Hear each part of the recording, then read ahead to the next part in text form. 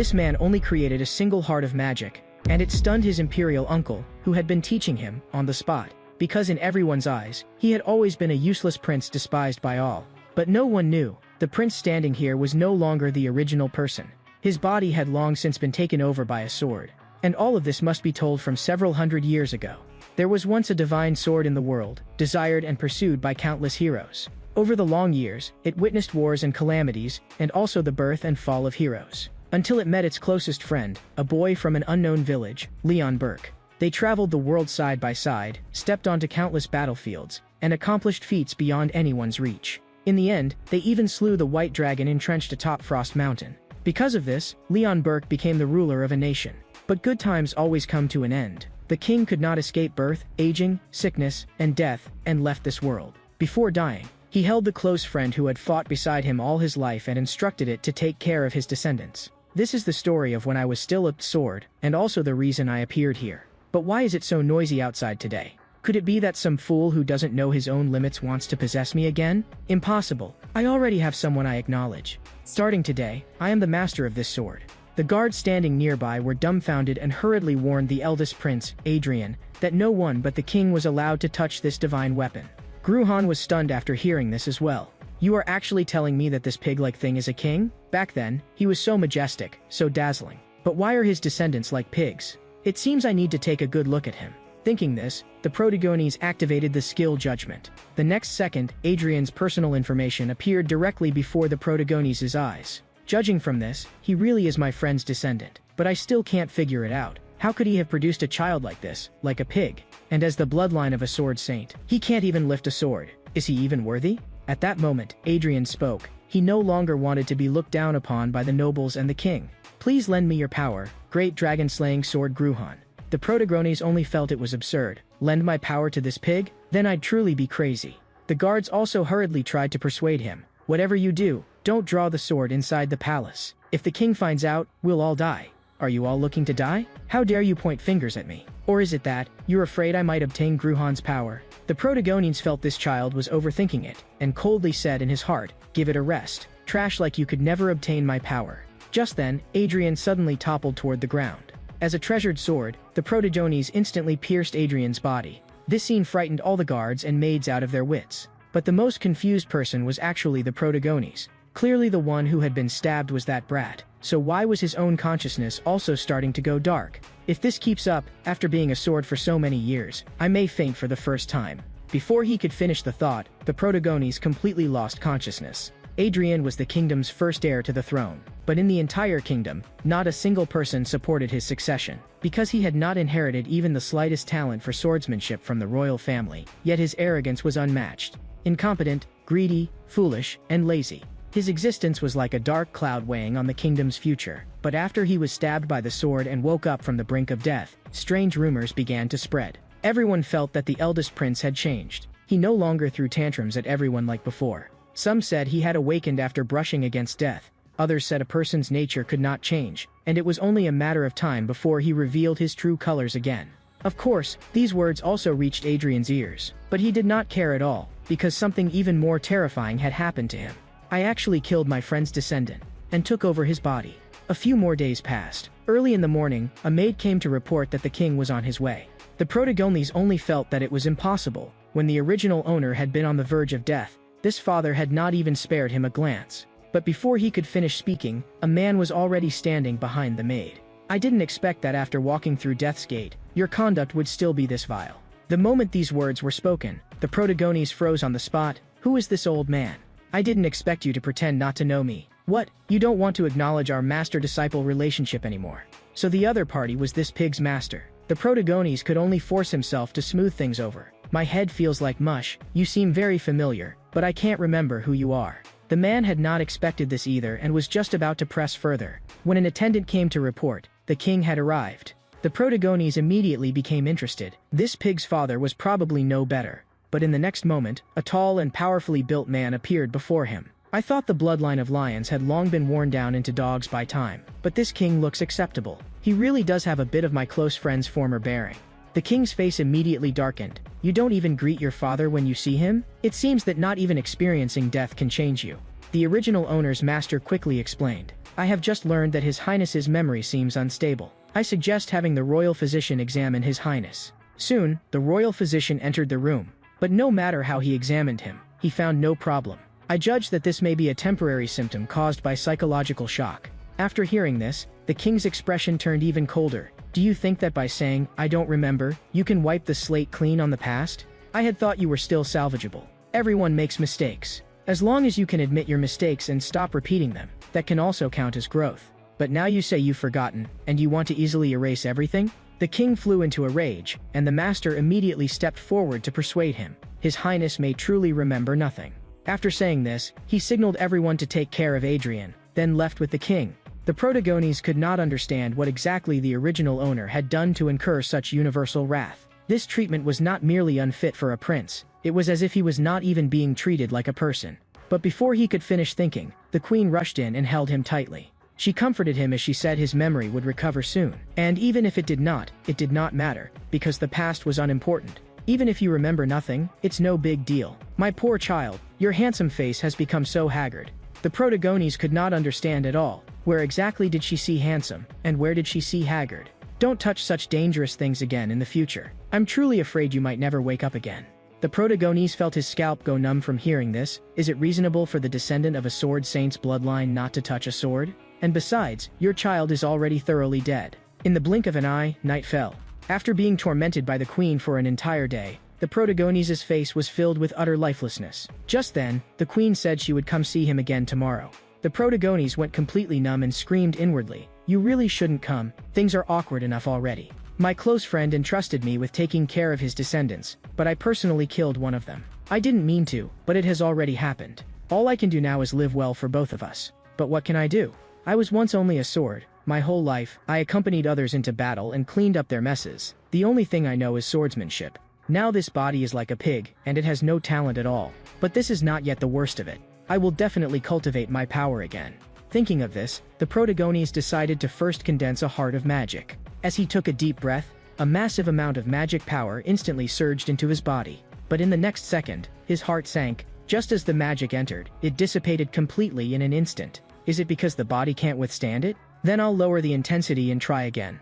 But no matter how many times he repeated it, the magic still turned into nothingness the moment it entered. This body was absurdly weak. If only I could use my original body again. I can't stand this pitiful body for even a second longer. At that moment, the voice of a maid came from outside the door. "This is the restorative medicine Her Majesty the Queen ordered me to deliver. Although it is very bitter, it will be greatly beneficial to your recovery. Please also understand Her Majesty the Queen's sincere concern." After saying that, the maid stared at the protagonist trembling with fear. She thought to herself, he won't be like before and smash the bowl the moment he picks it up, will he? But in the next second, what she saw was, the protagonist frozen stiff in place like an idiot. Because he sensed it, there was actually magic power in the medicine. The next moment, the protagonist snatched up the cup, then he gulped it down in several swallows. In almost the blink of an eye, he drank the entire bowl of medicine without leaving a single drop. The maid was completely dumbfounded and thought, this prince really has changed. At this moment, the protagonist reminded her calmly, "You may leave now." After the maid withdrew, the protagonist decided to try once more. To his surprise, this time he really succeeded. But the magic power was still very little, and it could not be maintained for long. Thinking of this, the protagonist turned around and went to find the maid who had just delivered the medicine. "In the future, bring me more of this stuff." A few more days quickly passed. Today, the protagonist was finally able to create a heart of magic. He had taught this countless times, so even with his eyes closed, nothing should have gone wrong. But in the next second, his body felt as if it were burning, and explosive pain suddenly tore through him. In an instant, countless images flooded his mind. These were the processes of when he had helped others create hearts of magic. Only then did he understand. So creating a heart of magic was actually this painful. Even worse was this, the more it hurt, the less he could afford to faint. Once he lost consciousness at this step, the magic power would flow backward, and he would never be able to possess magic again for the rest of his life. In the next moment, the protagonist forced all his attention to its limit. The magic power rampaging through his body was finally subdued by him bit by bit. Under his guidance, the magic power slowly flowed along the path of the heart and ultimately merged into it. Very soon, the heart of magic was complete. A powerful sense of satisfaction instantly surged into the protagonist's mind. Come to think of it, this is still the first time I've possessed a heart of magic of my own. Suddenly, a status window popped up before the protagonist. The protagonist was startled on the spot. Wasn't this the authority he had possessed when he was still a sword? Why could it still appear now? In the next moment, the pop-up displayed, restoring Link. Immediately after, another line appeared, Link restored. But the state is extremely unstable, most permissions are currently unavailable. Third eye permission can be used to an extremely limited extent. You will see more clearly. Third ear permission can be used to an extremely limited extent. You will hear more clearly. He had not expected that even though he was no longer a sword, he could still use these permissions. Thinking of this, the protagonist turned his gaze toward the big tree outside the window. The scene in his field of vision instantly seemed to be brought closer and magnified. His hearing also stretched farther. Even the faint noises outside the door were crystal clear to him, something he absolutely could not have done before. It seemed that the absolute senses he had possessed as a sword had returned in this body. But in the next second, the status window popped up with magic power exhausted, and the permissions were forcibly terminated. A wave of dizziness instantly rushed to his head. Only then did he realize, those absolute senses had not truly returned. Right now I can only squeeze out a tiny bit of magic power, and it is only enough to let me see a little more clearly, or eavesdrop on the sounds outside the door. But as long as I can expand my magic capacity, the situation will be completely different. The absolute senses I had as a sword will return to me sooner or later. But in the next moment, the protagonist's stomach growled. Why do humans have to eat at all? Not long after, the queen came to the protagonist's room again. The moment the protagonist saw the queen, his face was full of utter lifelessness, and he thought, today I'm going to suffer again. But today the queen only gave him a few gentle rubs before sitting down to the side. Then a man walked up to the protagonist, and the queen asked from the side whether he recognized him. The protagonist shook his head, indicating that he did not. Seeing this, the imperial uncle concluded that the protagonist had truly lost his memory. Otherwise he could not possibly remain so calm and neither servile nor overbearing in front of him. I called you here today because I hope you can help this child's elder brother. After all, no matter what he was like before, he is still your only nephew. But the imperial uncle said there was no need for the protagonist to change anything, since his past life had not been all that great anyway.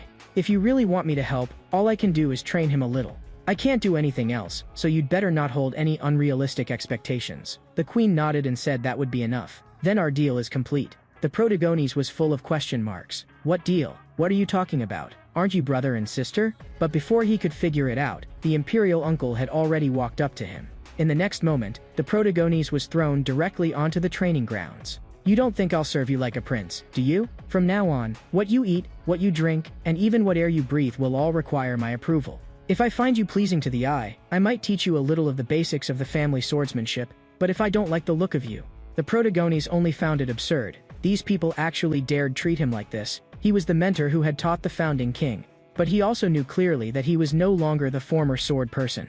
Thinking this, the protagonist immediately suppressed his emotions and adjusted his mindset again. Do you dare make a bet with me? In just half a year, I'll make you acknowledge me.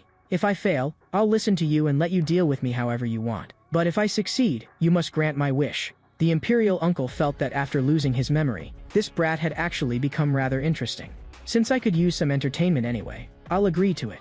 And so, the protagonist's training officially began. He had spoken very firmly, but this pig-like body was truly beyond words. In the next moment, the protagonist mobilized all the magic power in his body, planning to burn off the excess fat by running.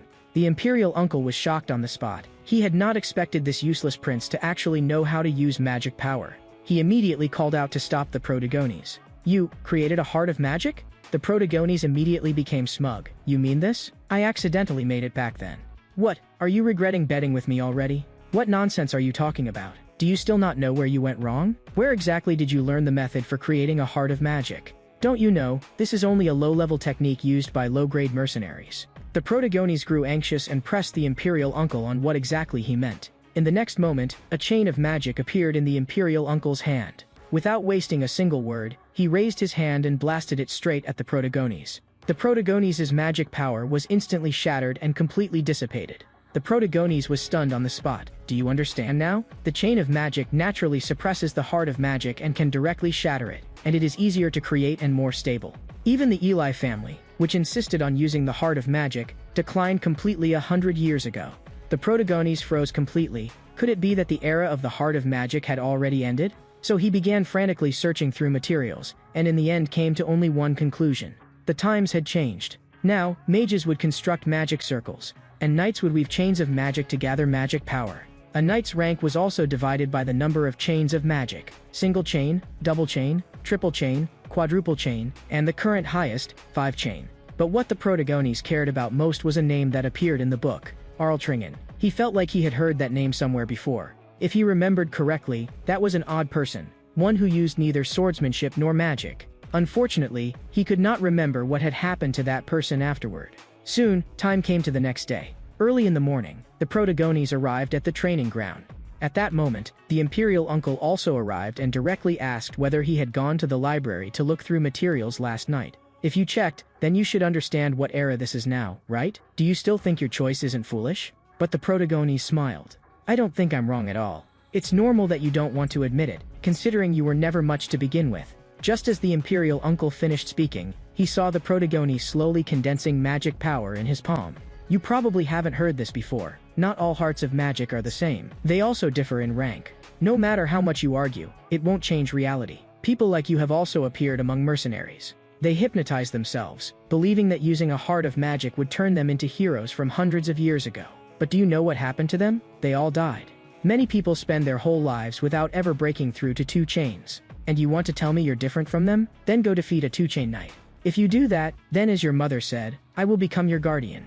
After hearing this, the protagonists actually laughed instead. I never really wanted you to be my guardian that badly. Besides, do you even have the qualifications? Hearing this, the imperial uncle's expression instantly darkened. Are you questioning whether I am qualified to be a guardian?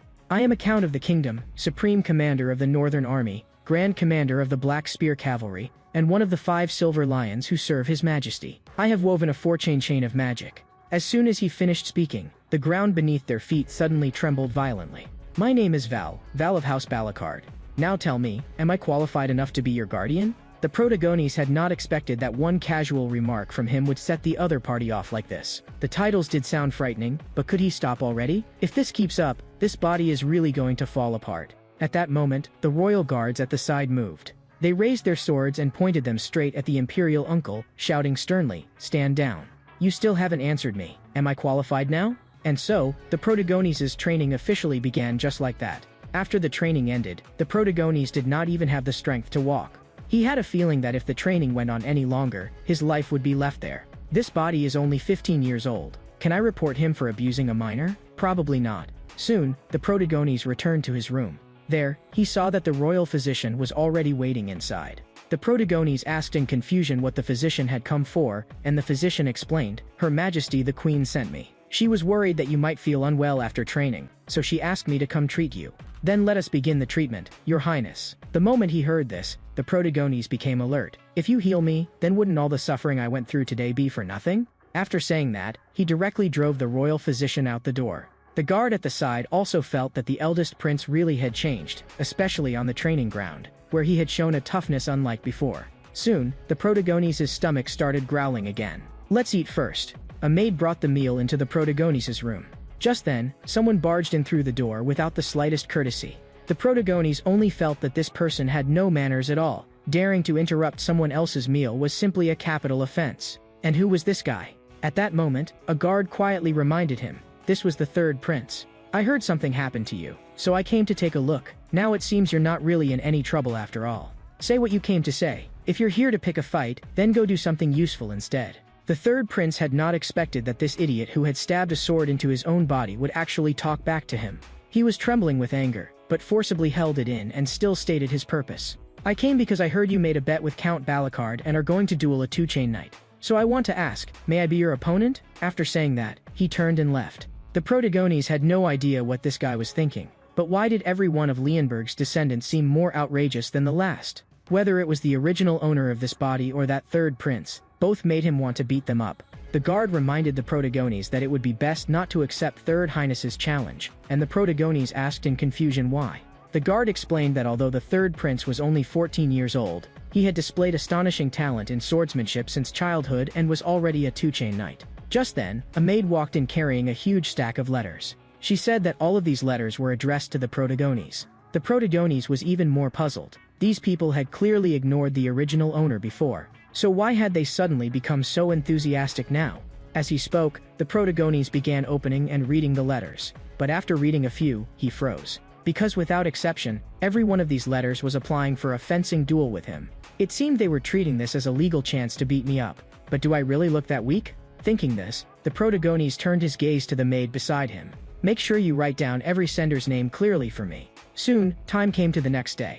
The moment he arrived at the training ground, the imperial uncle tossed a wooden sword in front of the protagonist. Next, I'll teach you a bit of swordsmanship. I don't want to hear excuses like, I've never learned swordsmanship after you lose. The protagonist thought to himself that this old man's temper was really strange. If he was going to teach, couldn't he just hand over the sword properly? He bent down, preparing to pick up the wooden sword on the ground. But the moment his hand gripped it, every muscle in his body began to convulse violently, with tearing pain shooting through him. And even the imperial uncle was stunned by the sight. You didn't receive healing magic after yesterday's training? The protagonist immediately nodded. Healing magic would restore my muscles to their original state. If I got treated, then yesterday's suffering would have been for nothing. The imperial uncle had not expected this child to be this tough, and his evaluation of the protagonist instantly rose by a level. But he still said coldly, as you wish. Now watch carefully. This is a basic technique all knights of the kingdom know. I won't demonstrate it a second time. After saying that, the imperial uncle gripped his sword and demonstrated basic swordsmanship in front of the protagonist. But even though they were only plain fundamental movements, in his hands the sword still cut through the air with a fierce howl, and the protagonist stood there in shock. Only after the imperial uncle finished did he ask hesitantly, this move is really just a basic sword form now? The imperial uncle thought the other party was nitpicking, and immediately clicked his tongue in displeasure. It's precisely because it's basic that I haven't used it in a long time. It's the most faithful, and the easiest to learn. But with your talent, even this may be too difficult for you. Instead, the protagonist was stunned after hearing this. Who would have thought, the dragon-slaying form used by the man who founded this country has now become a basic sword move? Is this really ordinary training? I may not have read much, but don't fool me. At this moment, the imperial uncle added, even if you learn this, you still won't win the bet. Once you've mastered the basics, have your mother hire you another teacher. But the protagonist said he would not learn any other swordsmanship again. Mastering this alone would be enough. And the imperial uncle felt that this child really was different now. Though if the hand with which he held the sword were not trembling so badly, he would have looked more convincing.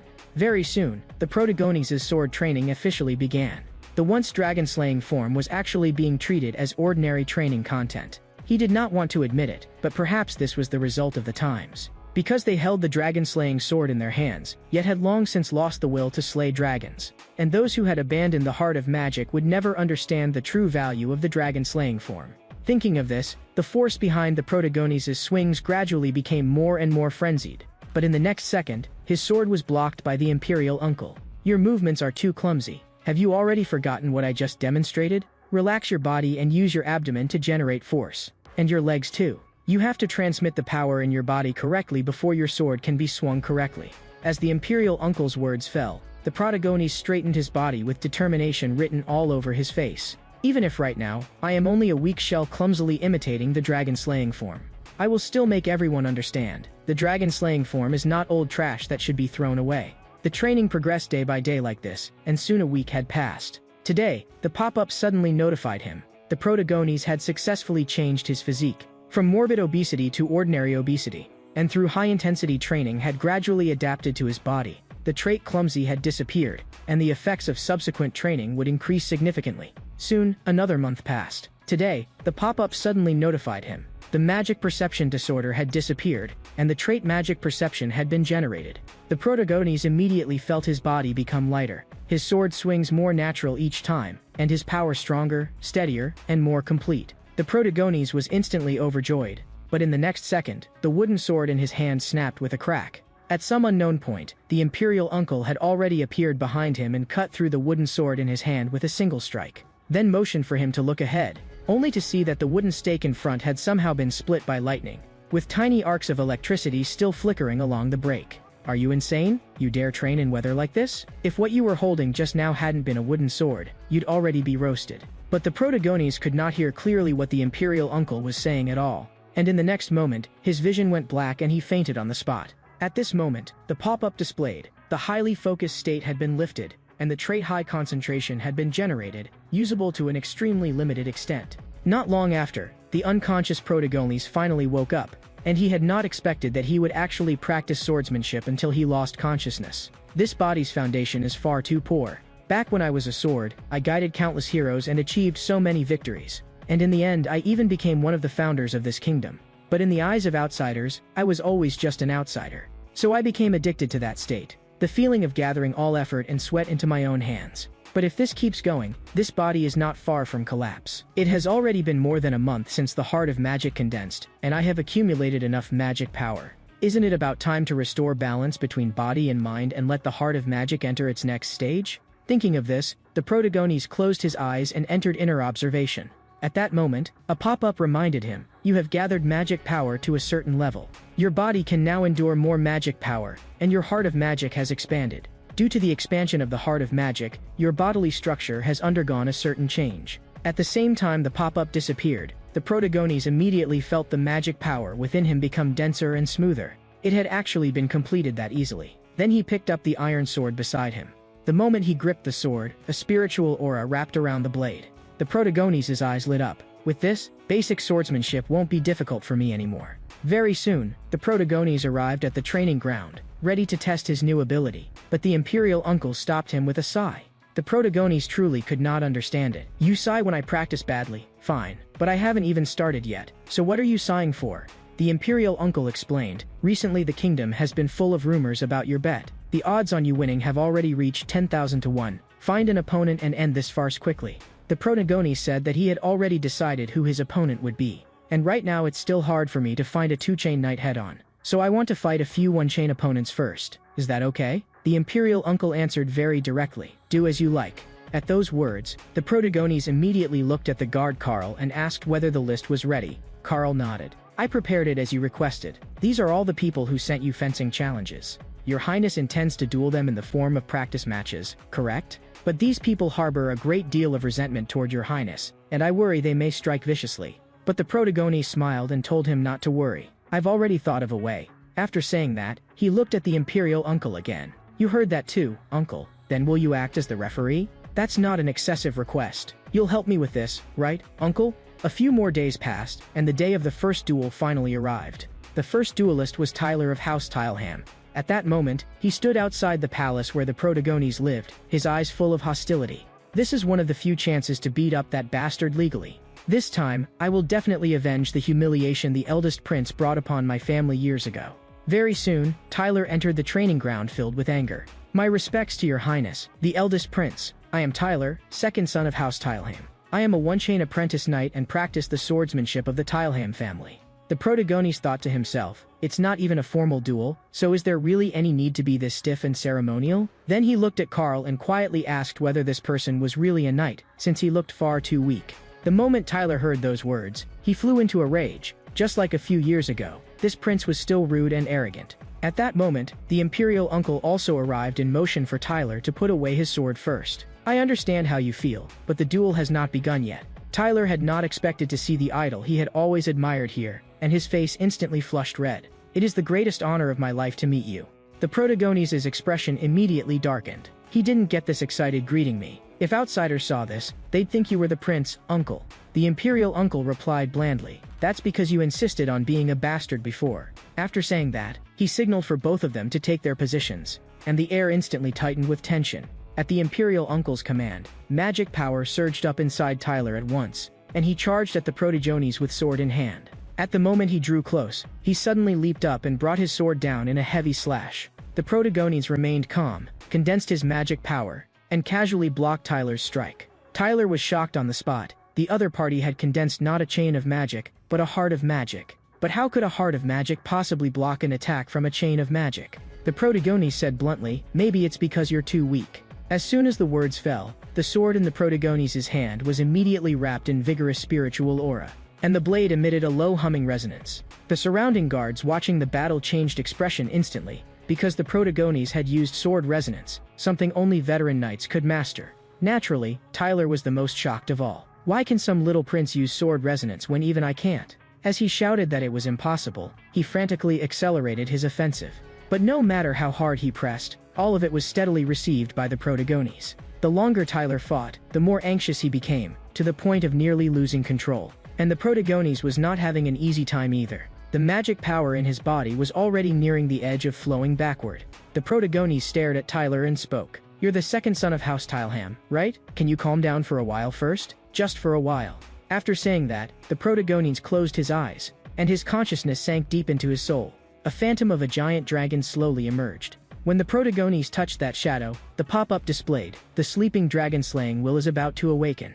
The Dragon Slayer's heart has been activated, and the energy of the Dragon Slayer's heart has successfully fused with the dragon slaying sword. The sleeping dragon slaying will has awakened. In an instant, terrifying pressure enveloped the entire training ground. Tyler could not understand it. The other party had merely closed and reopened his eyes, yet his entire presence had completely changed. This did not feel like fighting a person at all. It could not even be called a battle, but rather like throwing a tiny creature in front of an apex predator. Even the Imperial Uncle could not understand it. Why had his aura suddenly become so dangerous, even sinister? How could Tyler possibly block this strike? Then the Imperial Uncle remembered what the protagonist had told him before. In the next moment, the Imperial Uncle moved, and in an instant rushed in front of the protagonist. Then with a single blow, he sent the protagonist flying on the spot. But in the next second, the guards raised their swords to the Imperial Uncle's neck. Stand down, Count Balakard. Do you know what you're doing? By law, you could be charged with regicide. At that moment, the protagonist, having regained consciousness, raised his hand and signaled the guards to lower their swords. It was I who told him to stop me. But before he could finish speaking, the protagonist fainted once again, and not long after, the unconscious protagonist finally woke up. He first confirmed that the heart of magic was still there, and only then let out a long breath of relief. I thought that blow would directly shatter my heart of magic. The Imperial Uncle's strength truly is terrifying. But fortunately, it's all over now.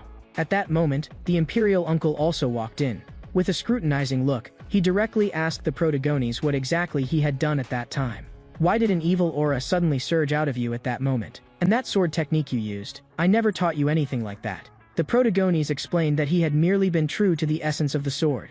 The Imperial Uncle sneered. Cut the act. You've never even seen real battle. So what right do you have to talk about the essence of the sword? And the killing intent that covered your whole body at the time? Do you think the essence of the sword is killing intent? At this point, the Imperial Uncle sighed helplessly. Yet those words also happened to describe reality. Instead, the protagonist was surprised and asked, now that I didn't expect. I thought you were going to lecture me, saying something like a sword is simply a sword itself, and then go on and on for ages. Hearing this teasing remark, the Imperial Uncle smiled and said that he was a soldier, not a knight. I walk the path of victory, not the knightly path of justice. But your sword is still too much. The killing intent is too heavy. You'll stop being able to distinguish friend from foe. So you've come to correct me, right? The Imperial Uncle nodded. From now on, I'll keep a close eye on you. If you've recovered, then continue training. Very soon, another 3 days passed. These 3 days, everyone has worked hard. Tyler had no idea what he was talking about. After all, during those 3 days, he had been forcibly enduring that out-of-control killing intent while blocking, and he had indeed nearly been tortured mad. At that moment, the protagonist twisted the knife further. Unfortunately, you didn't win against me even once. If you had beaten me at least once, maybe you'd feel a little better. Too bad, you couldn't do it. After saying that, the protagonist called over the maid who had been waiting nearby. Tyler looked at the box being carried over and frowned, asking what it was. The protagonist explained, this is compensation for you. I heard that in the past I did many excessive things to you. I don't know whether this can make up for it, but please take these to Baron Tileham. After saying that, the protagonist handed Tyler the box filled with gold, silver, and jewels. Why are you still not leaving? Do you want to stay here for dinner? And so, the training between the protagonist and Tyler came to an end just like that. As soon as the training ended, a whole new wave of rumors immediately appeared throughout the kingdom. Many people ran to ask the person involved about the details of the duel, but Tyler only said that he had no comment. In the next moment, they thought they had figured it out on their own. The royal family must have paid hush money. Naturally, these rumors also reached the protagonist's ears, and he was so annoyed he laughed. This wild imagination was simply ridiculous. Couldn't it just be that he lost to me and felt too embarrassed to talk about it? Don't these nobles have anything better to do all day than spread rumors and gossip? After hearing that, the Imperial Uncle felt that he had no room to talk about others. The protagonist was instantly speechless. Can you stop dredging up all those old accounts already? As he spoke, the protagonist turned his gaze toward the next sparring partner. After you leave, can you spread the result of the duel? After receiving a satisfactory answer, the protagonist thought that this time the rumors should finally die down.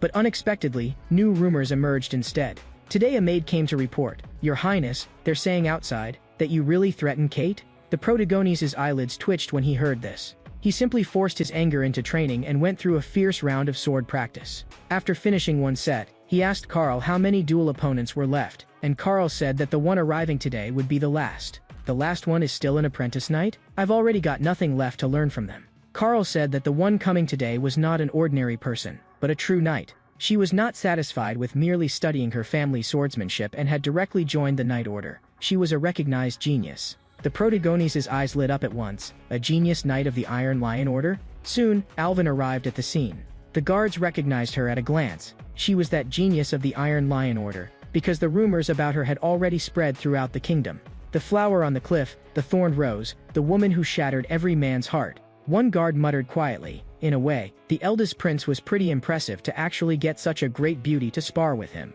But if the prince were publicly humiliated by her, wouldn't that be even more laughable? The guard beside him immediately refuted him. Your thinking is too narrow. Every knight in the Iron Lion Order is a genius among geniuses. Although Alvin was still only an apprentice knight, that was merely because she had joined the order not long ago. Her talent had long been recognized by everyone, and she had even been internally designated by the higher-ups as a formal member. What puzzled the protagonist was, why would someone of this level apply to fence with him?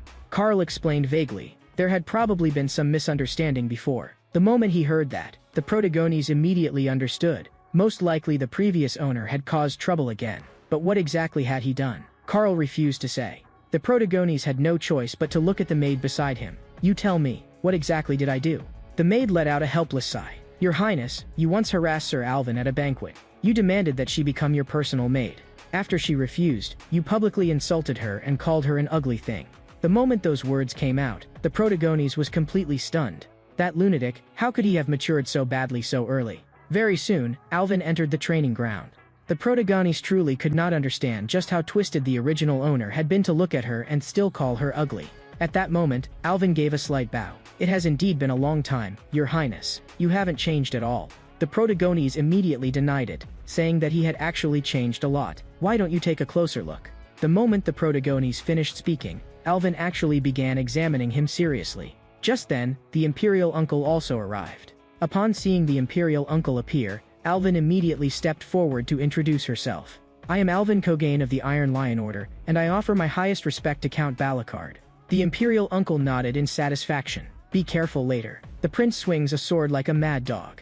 Enough idle talk. He then signaled for the two of them to take their positions. As soon as the Imperial Uncle's words fell, Alvin drew her sword first, and then advanced in a straight line, pressing directly toward the protagonist. At first, the protagonist did not think much of it, only feeling that her movements were indeed beautiful. But in the next second, Alvin's strike shook his internal organs numb, and the magic power inside his body even began to flow backward. No matter how he thought about it, the protagonist could not understand. It was one thing for this woman to be absurdly beautiful, but why was her strength also this outrageous? If this kept up, he would undoubtedly lose. He immediately activated the Dragon Slayer's heart, and his presence instantly reversed. Alvin sharply sensed that something was wrong, and immediately pulled back to widen the distance. She could not understand what had happened to him. His aura had changed, and even the sword in his hand seemed to have become a different sword. Yet it was clearly still the same one. At that moment, the protagonist spoke. Though you're both single chain, you're far stronger than the others. After saying that, the protagonist activated the authority of a sword attendant, Judgment. In the next moment, Alvin's information appeared. Aptitude, Swordsmanship A, Archery B, Combat Technique B, Magic Perception B. Traits, Swordsmanship Genius, Competitive Spirit, Peerless Beauty, Tough Exterior with a Tender Heart, Pure-Hearted. The protagonist was shaken. She actually had the trait Swordsmanship Genius. At that moment, Alvin took up her opening stance once more. The two of them quickly clashed again, their sword flashes entangling. This battle continued from noon until dusk, and even after both were utterly exhausted, no winner had emerged. The Imperial Uncle stepped forward and signaled that this was enough for today. We'll continue tomorrow. The protagonist clicked his tongue in displeasure. I was just about to finish it. I hadn't even used my trump card yet. Alvin also responded coldly. I was also just about to use my trump card. So you still want to continue? Alvin refused to back down. As long as you want to, I'll accompany you to the end. With a loud shout, the Imperial Uncle forcibly suppressed the argument between the two, then signaled for the physician, who had long been waiting behind him, to step forward for treatment. Allow this old servant to treat you properly, Your Highness. There is an abrasion here, and a bruise here as well. While receiving treatment, the protagonist glanced sideways at Alvin. And at that exact moment, Alvin was also secretly glancing at the Protagones out of the corner of her eye, and their gazes collided instantly. Both the Protagones and Alvin thought they had been caught peeking. In the next second, they both turned their faces away at the same time, pretending that nothing had happened. And so the second day arrived, yet the two still could not determine a winner. Very soon, time came to the third day. Even the guards had not expected the two of them to fight to this extent. Logically, this duel should have had no suspense at all and should already have become completely one-sided. Although we've all seen the eldest prince's strength, I've also heard quite a few rumors about Alvin. At that moment, the Protagones said that he had something to say before the match began. Alvin thought he was going to apologize for what he had done to her before, and immediately responded coldly, he would not accept it. The Protagones replied directly, you're overthinking it. I just thought, since we're fighting this hard, wouldn't it be better to add a prize? Whoever loses must fulfill one wish of the winner. The moment these words came out, all the guards were shaken. Could it be that the eldest prince still had not given up on Sir Alvin? Even Alvin was stunned.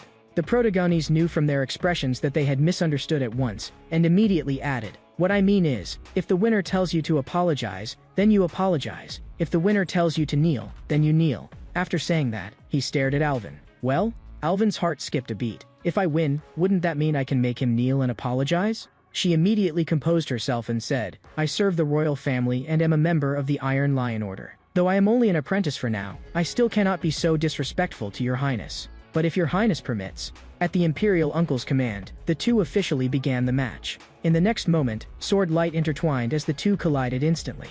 But very quickly, Alvin sensed that something was wrong.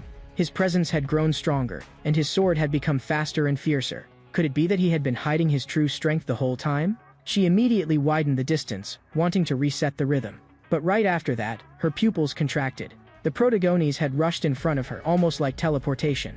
In the next second, the sword in her hand was cut in two.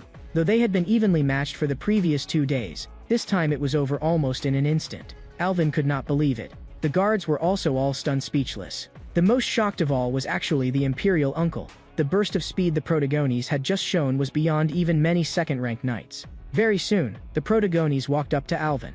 It seems this round is my victory. Alvin Cogain, from now on, you are mine. The guards beside them felt their scalps go numb upon hearing this. So the eldest prince truly was still lustful at heart? Even his personal guard Carl began to wonder whether he had misjudged him.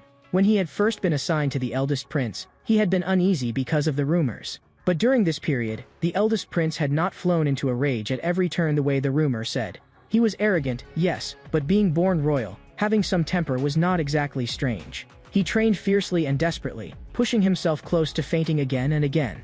But why was he now saying something that disgraced the royal family and trampled on the spirit of knighthood? Hearing those words, Alvin was so furious that she laughed instead. So this is what your highness wanted? The Protagones nodded without hesitation. Yes, although right now you can't even defeat a rogue prince like me. That doesn't matter. I want the potential and future of the knight named Alvin Cogain. I need a knight who will truly follow me. Not a knight who only obeys the king's orders to protect me, but a knight who belongs only to me, Adrian. In my eyes, you have talent in swordsmanship. So, are you willing to become a knight who belongs only to me, Adrian? Alvin froze. Since childhood, her dream had been to become a knight, and she had indeed come this far. But because of her appearance, no matter where she went, no one treated her as a real knight. In order to be acknowledged, she could only put in more effort than everyone else. Even after defeating all the apprentice knights, she still could not shake off the label of pretty ornament, and could never cross that final threshold. But the man before her seemed different. He says what he wants is my potential and future as a knight, but is that really his true intention? Thinking of this, Alvin took a deep breath. I can agree to you, but you must also agree to one thing. Do not see me as a woman. See me as a knight. If you can do that, then I will obey all of your arrangements. The Protagones nodded without hesitation. That won't be difficult for me. As soon as the Protagones finished speaking, Alvin knelt on one knee. I am Alvin, eldest daughter of the Cogain family. I swear loyalty to Prince Adrian and shall devote my sword and the rest of my life to your highness. The Protagones nodded in satisfaction.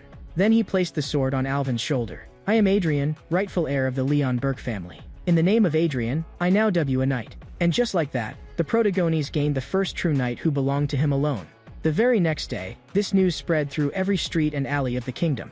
The people of the Iron Lion Order could not understand it at all. Why would Alvin swear loyalty to a rogue like the eldest prince? Is there something wrong behind this? What do you think? Could there be some unspeakable relationship between her and the prince? Maybe the eldest prince couldn't openly take her in, so he used a knight's oath as a cover? I think that's possible. After all, this was strange from the very beginning. She had no reason to participate in that rogue's suspicious duel at all. And so, the absurd rumor spread just like that. The protagonist felt his blood pressure shoot up from hearing it. The people spreading this must be insane. Did they really have nothing better to do? Do I really look like that kind of scheming villain full of bad intentions? That question made Carl fall silent, thinking it would be safer not to respond. But then he thought of something and stopped the protagonist, who was still fuming. I've been thinking for a long time about what your highness said that day. The protagonist was baffled. Which day? Which sentence? Carl said it was what he said on the day of the duel. So which sentence exactly? The protagonist thought for a moment, then suddenly understood.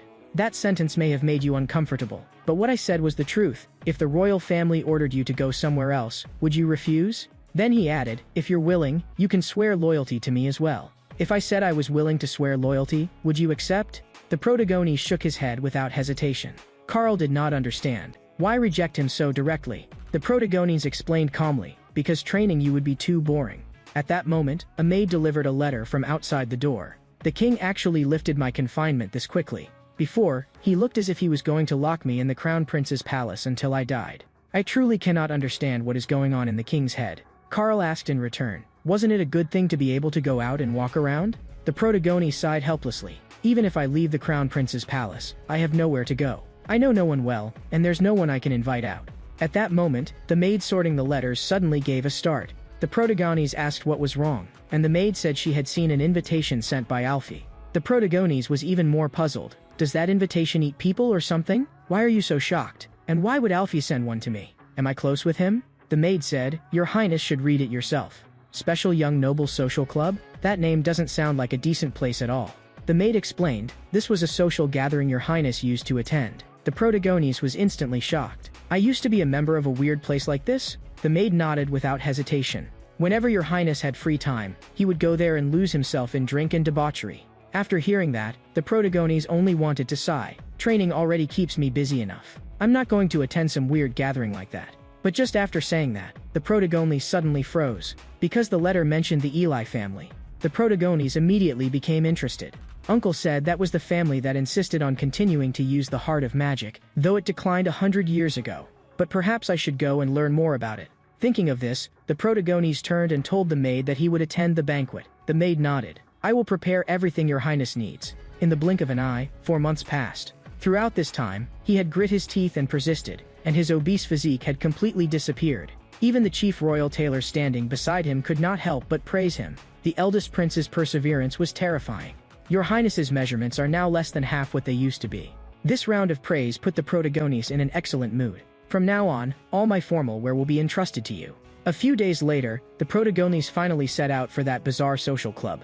The protagonist could not understand it. He was only going out for a bit of fun, so was there really any need to make such a grand show of it? As if they were afraid the entire royal capital would not know that that bastard was leaving the palace. Thinking of this, the protagonist let his gaze settle on the maid in front of him. After several months of training, his senses had become extraordinarily sharp. He frowned and asked how the scar on the maid's shoulder had gotten there. Only after asking did he learn. It was the previous owner again. The protagonist truly could not understand how the previous owner had managed to live this long after doing so many horrible things even to those around him. And this maid had clearly been serving him for a long time, yet he did not even know her name. Thinking of this, the protagonist asked her what she was called. The maid answered softly, I am Adelia of the Bavaria family. The moment he heard that name, the protagonist was shaken on the spot. Instantly, the image of a woman full of foul language, who punched her way through battlefields with her fists, burst into the protagonist's mind. Though a long time had passed, merely thinking of her still made a chill run down his spine. But the problem was, she had clearly been that powerful. So why were there barely any records of her descendants in the nobles' registry? The protagonist's instincts told him that there was definitely something seriously wrong here. At that moment, Carl outside the carriage reminded him that they had arrived, and the protagonist could not help but mutter, your timing is really something. Carl looked completely confused, unable to understand what he had done wrong. The protagonist could only reply blandly that ignorance was a kind of blessing. After saying that, he looked again at Adelia behind him. Once I'm done, let's have a proper talk. Adelia was even more puzzled, thinking what there was for her and His Highness to talk about. Carl was also stunned, wondering what had happened between those two in the carriage, his mind full of question marks. At that moment, a man walked up to the protagonist. Bernardo of the Eli family greets Prince Adrian. It's only been a few months, yet your highness has slimmed down this much. You must have suffered quite a bit. The Protagones had not expected that this guy, who looked like a street thug, would actually be a descendant of the Eli family. Could it be that the previous owner was basically a thug too, and that's why birds of a feather flock together? Right after that, an even bolder idea took shape in the Protagones' mind. When Bernardo saw the Protagones' expression suddenly change, he thought he was feeling unwell. The Protagones shook his head faintly. I just feel that I came to the right place. Today is definitely going to be very interesting. Bernardo was full of question marks. When had that straightforward eldest prince started speaking like this? Soon, the two entered the banquet hall. The more Bernardo looked, the more he felt that something was wrong with the Protagones today. In the past, he would get dead drunk the moment he arrived, but now he simply sat there upright, and even his aura seemed like that of a different person. At that moment, a drunken man staggered up to the Protagones. I heard your highness tame that female knight, the flower of the Iron Lion. She already looks beautiful in armor. I really can't imagine how charming she'd be without it. She must taste quite nice, right? If I'd known she was so easy to take, I'd have made my move first. After hearing this, the Protagones instead asked him whether he had any other brothers or sisters. Although the man did not understand why the Protagones was asking that, he still said that he had a younger brother. The moment those words fell, the Protagones punched him in the face. The blow left the man stunned. Why did your highness hit me? Aren't we good brothers? The Protagones smiled. By good brothers, do you mean treating me like an idiot? I can tolerate you taking me for an idiot, but I can't tolerate you handling me as though I were one. The moment he said this, everyone in the hall was stunned. What was wrong with the eldest prince today? Had he gotten drunk after only 2 drinks? Otherwise, how could he say something like this? In the next second, the man took another hit to the face from the Protagones' uppercut and was sent flying more than 10 meters on the spot. The noble youths nearby were completely dumbfounded and simply could not understand what madness had seized the eldest prince today. Didn't I say earlier? Today is going to be very interesting. No one could figure out what he intended to do, and the entire hall instantly became frighteningly silent, everyone terrified that they would be the next to go down. Only then did the Protagones speak. Since you still have a younger brother, your family's bloodline won't be cut off. After saying that, he lifted his foot and stomped viciously down on the man's crotch. The hall, which had been deathly silent a moment before, was instantly torn apart by a blood-curdling scream. Every male noble present felt a simultaneous chill, as if that kick had landed on them. Then the Protagones' voice rang out again. From now on, your younger brother is your family's heir. After saying that, the Protagones shifted his gaze to Bernardo at the side. One look from him made Bernardo's legs go weak, terrified that he would be next. The Protagones said coldly that he was not some kind of devil. Go out and summon my royal knights. Bernardo felt as if he had gotten his life back and immediately replied, I'll go at once. The moment he left, the hall fell silent again, and even breathing became cautious, for fear of drawing attention. At that point, the Protagones continued to issue orders. All the women in the hall, leave. One man tried to slip out in the chaos, only to hear the Protagones say coldly, I only permitted the women to leave. Do you want to become a woman too? The image from moments earlier flashed through the man's mind at once, and he immediately froze in place. The Protagones swept his gaze over the entire hall. Do you know why I'm doing this? From the moment I came in, not one of you knelt before me, a prince. Disrespecting me would have been one thing, but you even dared insult my knight to my face. In a situation like this, what crime should I use to deal with you? At that moment, Carl also arrived at the scene and calmly added the finishing blow. They could be charged with insulting the royal family. Besides that, they were also challenging royal authority and could therefore be tried for treason. The moment these words were spoken, all the noble youths in the hall turned deathly pale. None of them had expected the accusation to become this serious. Then Carl's voice rang out, Please give the order, your highness. A few days later, when the king learned of this, his face was full of disbelief. Insulting the royal family? Treason? You actually used reasons like that to arrest 14 young nobles. Are you trying to force the nobility to completely turn against the royal family? The Protagones explained calmly, in their own families, they were stains to begin with. I am clearing away those stains for their families. They don't even have time to thank me yet. As long as I write a letter to their brothers or sisters and let them inherit the family, do you think those nobles will still hate me? For a moment, the king was left speechless by the question. After a long silence, he could only tell the Protagones to leave at once. After leaving, the Protagones went straight to Adelia. When Adelia saw the smile on the Protagones' face, her heart instantly sank. I'm probably in for terrible luck. The Protagones had not expected that even though he was smiling so kindly, she would still be this frightened. It seemed the previous owner really had tormented her badly. That bastard truly deserved to die. And the reason the Protagones had come to find Adelia was precisely because of what happened in the carriage. She was clearly that person's descendant, yet she knew nothing about that person's affairs, as if someone had forcibly erased her existence and glory without leaving a trace. Thinking of this, the protagonist activated his judgment skill. In the next instant, Adelia's personal information appeared directly before the protagonist's eyes. After reading it, the protagonist was shaken to the core. It was not surprising that she had S-rank swordsmanship talent. After all, she was the descendant of that war maniac, but she had no trait capable of suppressing her madness. Could that kind of madness really be allowed to descend upon the world? At that thought, the protagonist felt only a headache coming on. But no matter what, he had to try. S-rank talent was far too rare. And he could also make use of her trait, a slave mentality. People with this trait feel intense joy from the bottom of their hearts at the act of serving a master. Thinking of this, the protagonist directly asked Adelia whether she was willing to swear loyalty to him. Adelia was stunned on the spot and could not make sense of it no matter how she thought about it. Why was His Highness suddenly saying this? Was being a personal maid not enough? Did he even want her to warm his bed? The protagonist replied blandly, "You're overthinking it. I only want you to become a knight." Adelia instantly panicked. "Such grace is not something a lowly person like me can bear. I will make your family prosper again. In return, you must swear loyalty to me and serve me as one would serve a master." Adelia had never expected that such a good thing would really fall from the sky and land squarely on her head. But she still asked uneasily whether the protagonist was telling the truth. "As long as I swear loyalty to you, you will make my family prosper? If you are willing, I can even summon all of them to the royal capital, so you can see them whenever you want." And just like that, the protagonist took in his second night. "I am Adelia, eldest daughter of the Bavalen family, and at this moment I swear loyalty to Prince Adrian. I will take you as my master and devote my life to you." Unexpectedly, he had received a subordinate with S-rank talent this easily. "From now on, you are to obey my orders unconditionally." As he said this, the protagonist placed his hand on Adelia's head. As he kept touching it, the protagonist suddenly sensed that something was off. Why was she blushing? A few days later, the protagonist heard a pile of absurd rumors. Some said the flower of the Iron Lion had sworn loyalty to him because she had been coerced by him, and some said he had beaten those young nobles in order to seize their beautiful concubines. Some even said that turning a maid who had never touched a sword into his personal knight was not forming a knight order at all, but building a harem under the name of a knight order. The protagonist completely could not understand what had happened to this world. He had merely taken in one knight, yet in other people's eyes it seemed to have changed in nature. The rumors outside were one thing, but even the king thought he had degenerated. His royal uncle also thought he might have given up. Even that Narcissus third prince dared to come and lecture him.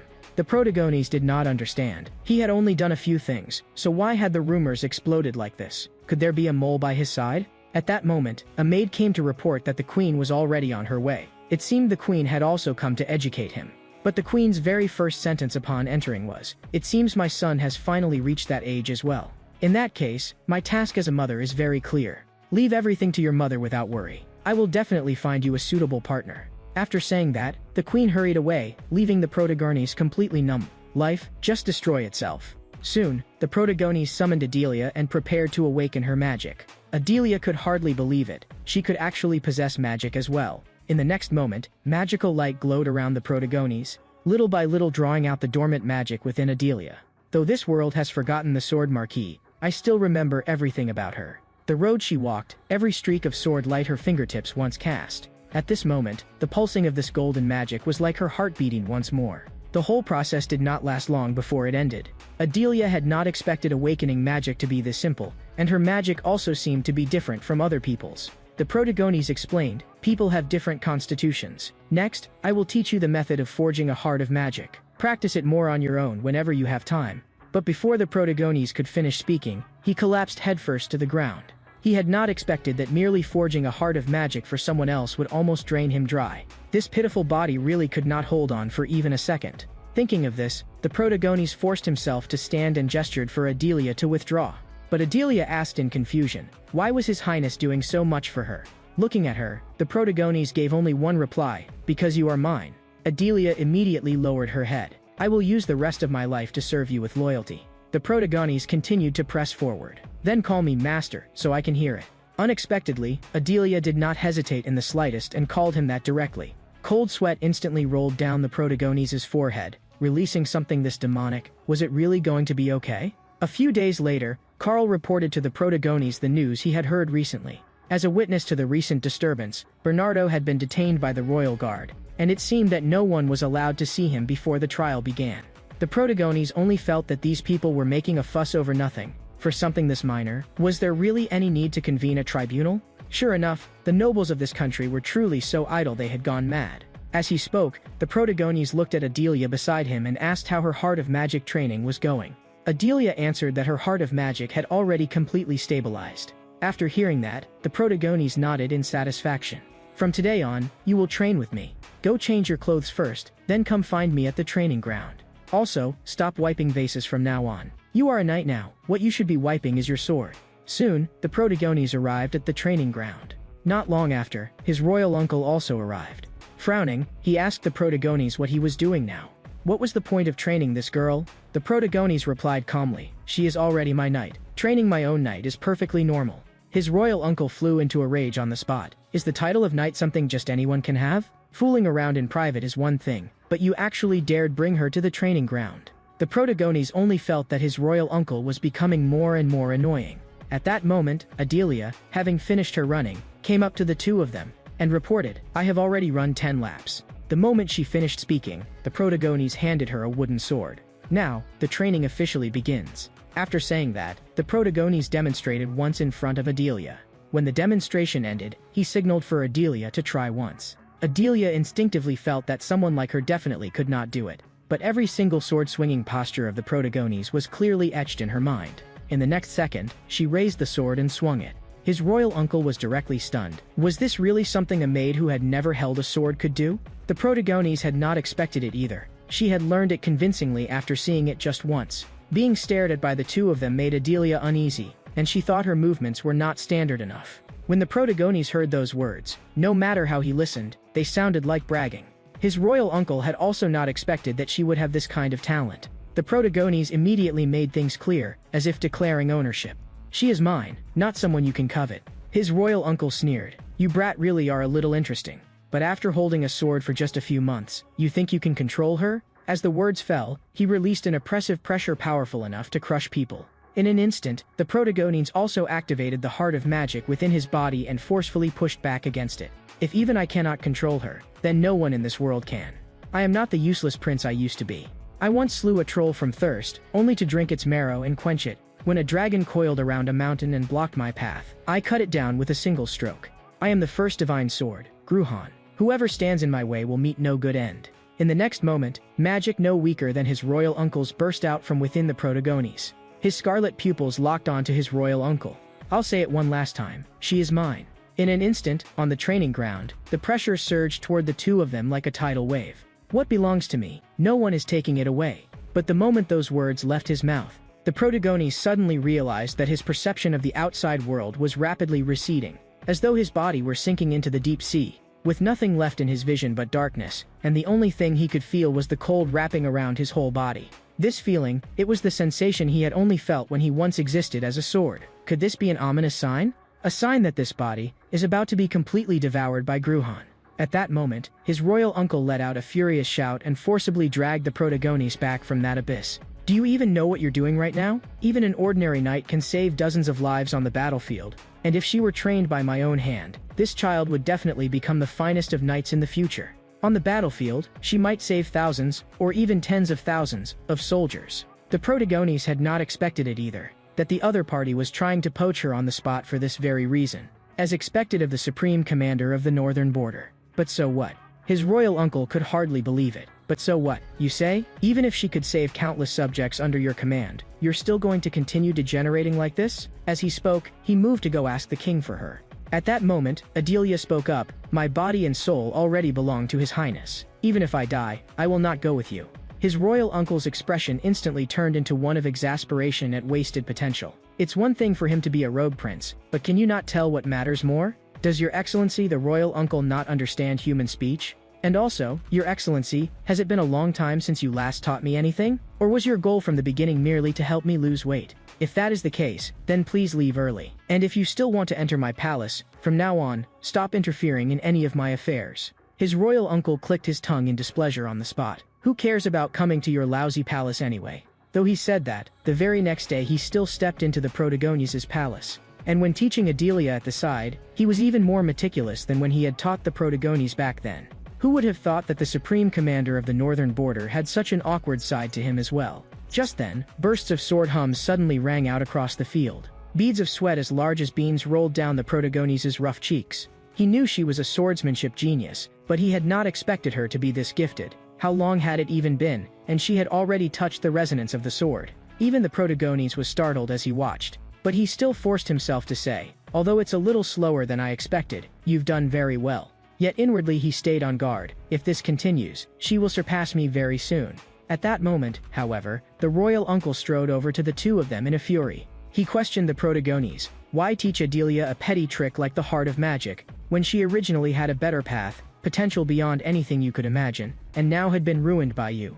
After hearing that, the protagonist's expression instantly darkened. He signaled for Carl behind him to escort the royal uncle out. The royal uncle snorted coldly and said there was no need to be so polite. He had legs of his own.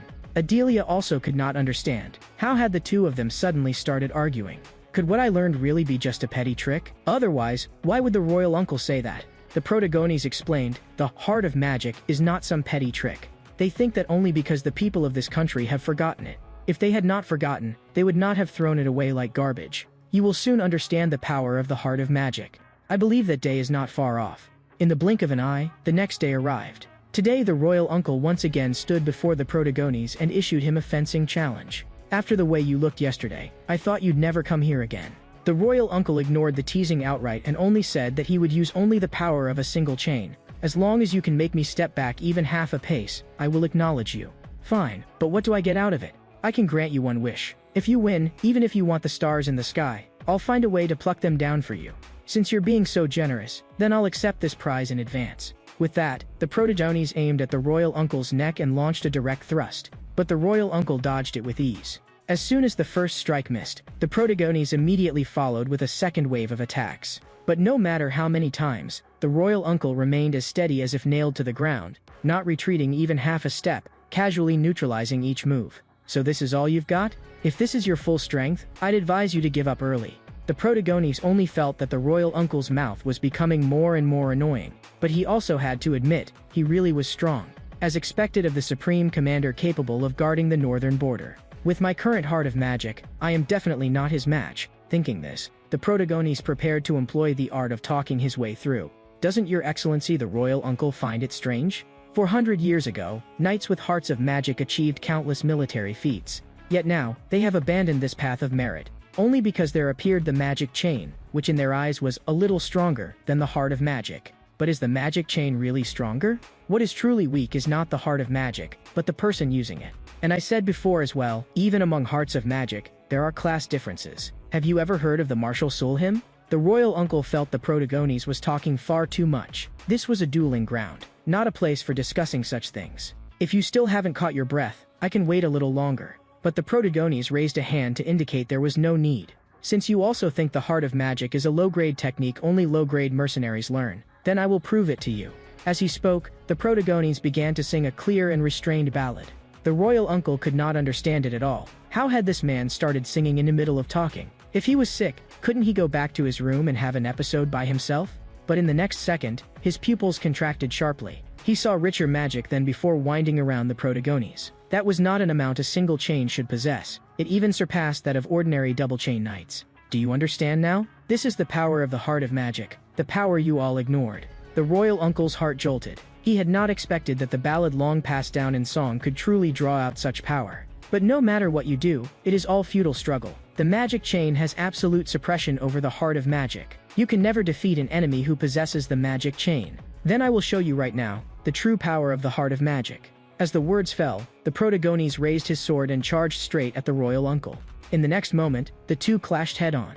Do you understand now? The stronger the magic chain, the stronger its suppression over the heart of magic. Even if I use only a single chain, it is enough to force the power in your heart of magic to flow backward. With that, the royal uncle struck heavily, knocking the protagonist back. But the protagonist laughed. To use this hymn to its utmost, he had gone through more than 100 confrontations back then, and he had made his heart of magic forcibly endure the power of the magic chain more than 100 times. Through more than 100 clashes, my heart of magic has withstood 1,000 waves. Now I will tell you what class differences within hearts of magic really mean.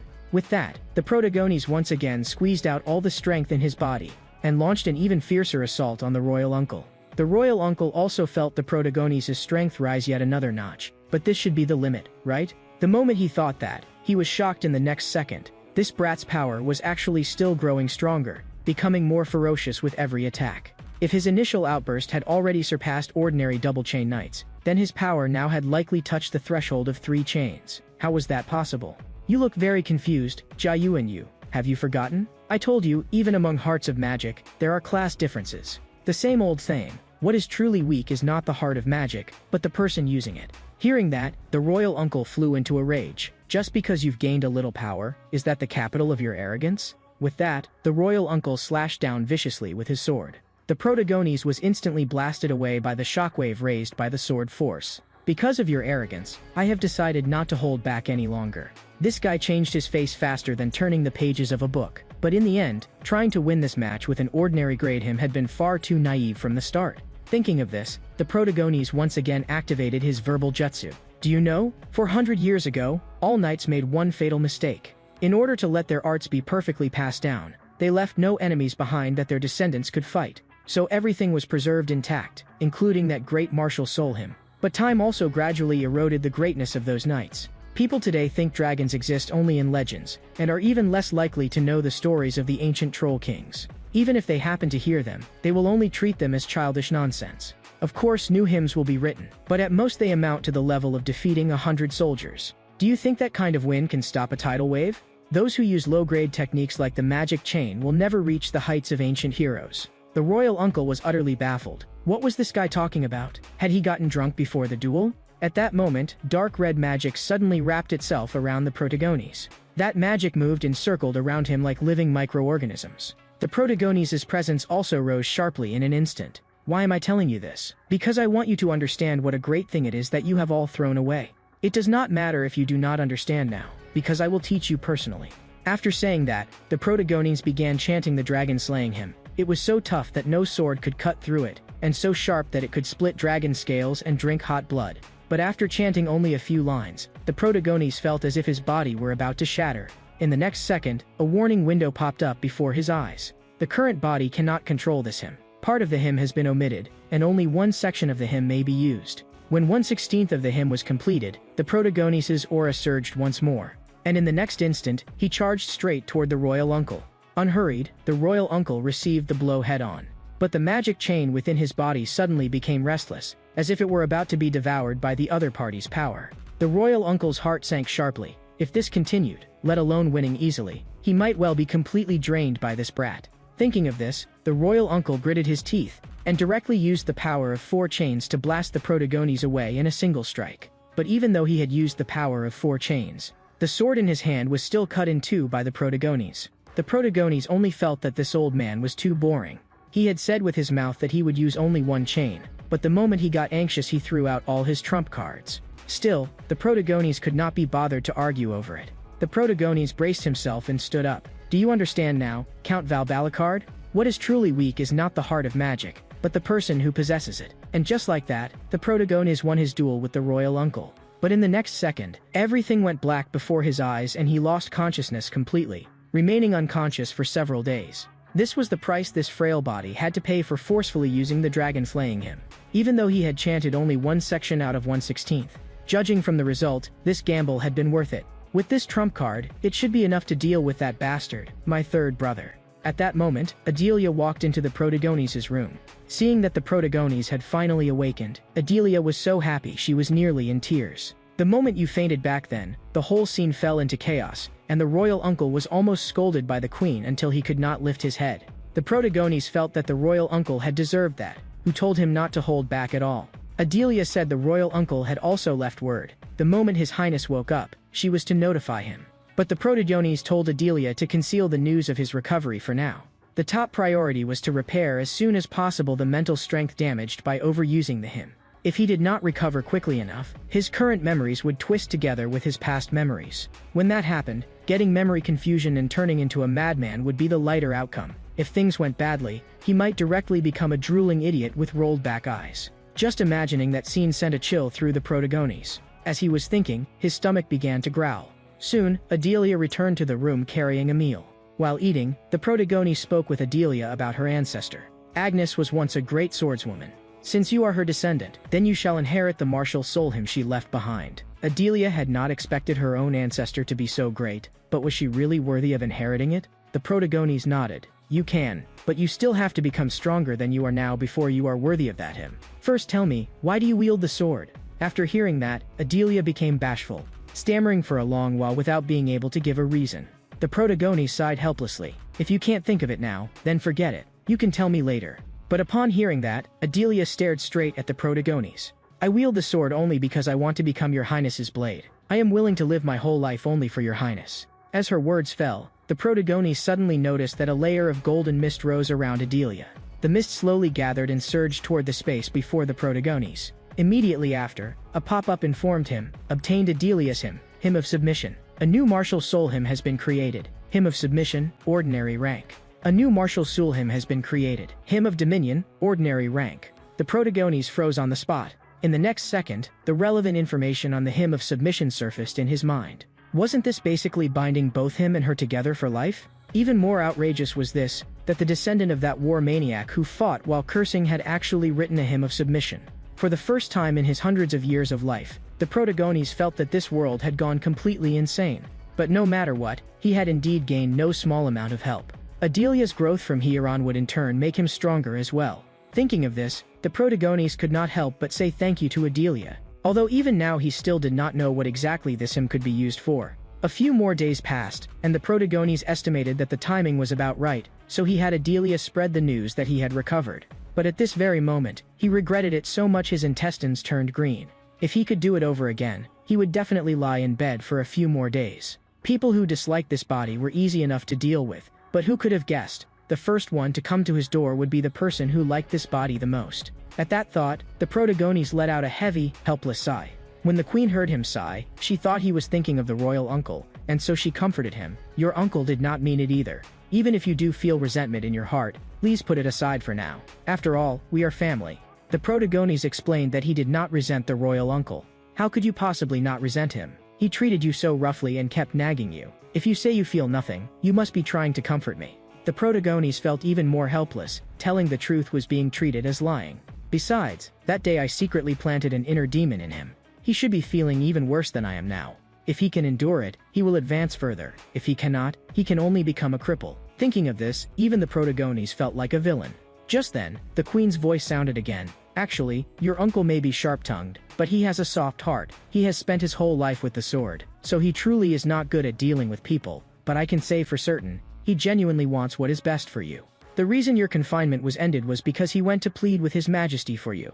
But the moment your confinement ended, you immediately caused him trouble again. The Protagonis had not expected that behind his back, the royal uncle had done so much for him. If that was the case, then what he had done to him before really did make him look even more like a villain. But the question was, why was he treating him so well? Just then, the old scholar Nicolo walked into the Protagonis' room, and the Protagonis instantly felt awful all over. He had just sent off the queen, and now here came an old scholar who wanted him to study hard and improve every day. He only wanted to be an idle prince. Why did he have to read? Why did he absolutely have to study? The old scholar said coldly that a person who did not study was no different from a pig in a sty. So you're saying I'm a pig? The Protagonis shot back. Don't judge me by appearances. In fact, I already know everything I need to know. I don't need to study. The old scholar nodded. If you don't want to study, that's fine. I have a way. Let's discuss a few questions now. If you can answer them, I will report it to the king. The Protagonis immediately became interested when he heard this. I hope you'll keep your word in a moment. But in the next second, the Protagonis' expression changed. Why are books nowadays so interesting? I love studying. The old scholar nodded in satisfaction and casually handed another book to the Protagonis. This book is very interesting and very bold. It evaluates the relationship between ruler and subject as a kind of contract or exchange. The ruler gains military and economic support in return for protection of the people. The people seek the ruler's protection and political stability, repaying him with loyalty. The Protagonis instantly felt that this book suited his taste perfectly. Relationships should be about mutual giving and exchange. The old scholar also quietly changed his view. Rumors truly could not be trusted. This was no rogue eldest prince, but clearly a prince with astonishing promise. Soon, evening came. The old scholar immediately rose to take his leave. I will come again tomorrow. On hearing this, the protagonist almost laughed out loud and quickly said that he should come earlier tomorrow. But then he was startled again. Only then did he realize, wait, didn't I still end up taking lessons all day? That hateful and crafty old man. Several more days passed. During these days, he did nothing but study. Because he needed to recuperate, he also could not go to the training ground. When he was alone, the protagonist could only writhe around in bed like a worm from sheer boredom. Even Carl could tell that the eldest prince was bored out of his mind. But no matter how bored he was, writhing like a worm was still far too undignified. Just then, Adelia came to report that the royal uncle had arrived. The protagonist immediately brightened. He had not expected this guy to recover so quickly. But the moment they met, the protagonist froze. I take that back. He did not overcome the inner demon I planted in him at all. At that moment, the royal uncle spoke, and his first words were actually an apology. Not only did I break my promise, I also caused you great trauma. The protagonist had not expected him to apologize, and guilt immediately surged in his heart. Because the reason he needed to recover was purely that this frail body had forcefully used the dragon slaying him. The royal uncle's blade of air had not even scraped off a layer of his skin. Then the protagonist remembered the queen's words. He had even planted an inner demon in the royal uncle, and his guilt deepened. Just then, the royal uncle spoke again, interrupting the protagonist's thoughts. Go on. What is your wish? If you want my hand or my eye, I can give it to you. The protagonist thought, what use would I have for those? It seemed this man truly had no way to cross over his inner demon on his own. The protagonist sighed helplessly. Fine, then I'll give you a push. My wish is very simple. You accompany me on a trip. The royal uncle frowned. Can't you go wherever you want now? The protagonist said that he wanted to go somewhere farther away, at least outside the royal city. The royal uncle rejected it on the spot. Arranging a royal journey would consume a great deal of manpower and resources. Not to mention that there were many banquets lately. The protagonist said they only needed to bring a small number of people. Fine. Once it's arranged, I'll contact you. After saying that, the royal uncle turned and left. The protagonist then sharply noticed that Carl had been staring at him the whole time. The protagonist was puzzled. Why was he staring at him so directly? Carl said he was simply stunned by that wish. The royal uncle broke his promise, so you clearly could have used that wish much more ruthlessly. The protagonist said he had originally intended to do just that, but seeing that stubborn old man become like this, for some reason I felt bad too. I thought I would at least let out some of my anger. Carl also felt it. His young master had truly grown up. The protagonist did not understand what he was smiling at. Has it been too long since I disciplined you? Shut your mouth. Just then, Adelia walked up to the protagonist carrying a letter. This is a letter delivered by Sir Alvin. As she spoke, she handed the letter to the protagonist. In the letter, Alvin said that he had recently achieved no small results. It seems I will soon be able to go to your side. I hope that before that day comes, you remain in good health. After reading it, the protagonist revealed a long-absent smile of relief. This was the only good news lately. A few more days soon passed, and thanks to the royal uncle, the protagonist's group quickly set out on their journey. Traveling for the first time as a person, the protagonist was especially excited. Even when he had once been a sword, he could still perceive the world, but that had never truly been a road he had walked himself. Even the royal uncle could not help telling him to settle down in the carriage. Then tell me first, where are we going on our first stop? The royal uncle explained that their first stop was Ellen County, the royal family's largest weapons production center. There was iron ore there, and it had long supplied nobles in various places with high-quality ore. The territory also had a world-renowned blacksmith guild. It would not be an exaggeration to say that more than half of the royal family's weapons came from Ellen County. After hearing this, only two words remained in the protagonist's mind: perfect. He had just been worrying about not having a sword to use. The royal family certainly had no shortage of fine swords, but ever since the last farcical incident in which he had stabbed himself to death, the king and queen had flatly refused him entry to the armory the moment they heard he wanted to hold a sword again. At that thought, the protagonist glanced again at the royal uncle. This bargain bin uncle looked rough, but he was actually quite thoughtful. The royal uncle was unnerved by the way he was staring. Was this brat possessed? They were both men, so why did he keep staring at his face? Then he emphasized again that the first stop of this journey really was Ellen County. It would take 3 days from the royal capital, and after another 2 days they could reach the second stop, Iron Lion Castle. We'll rest there briefly, and then prepare to return to the royal capital.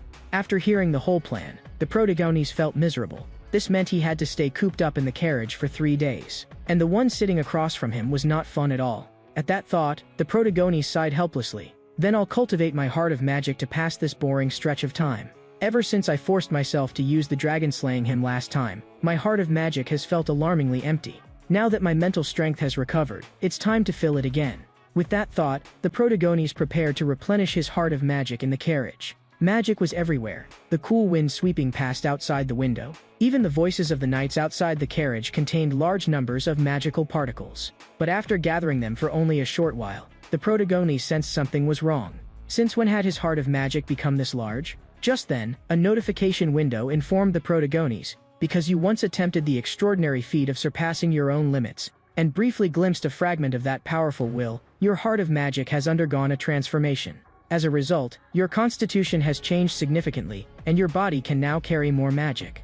It has been detected that you have reached the master stage. Your link to the source will become more stable, and some authority restrictions have been lifted. Authority Third Eye has been significantly enhanced, and Authority Third Ear has been significantly enhanced. The protagonist immediately felt it. He could see farther, and hear farther as well. Today's unexpected gains were simply too many. Soon, the protagonist's group arrived at Ellen County, the capital of smelting.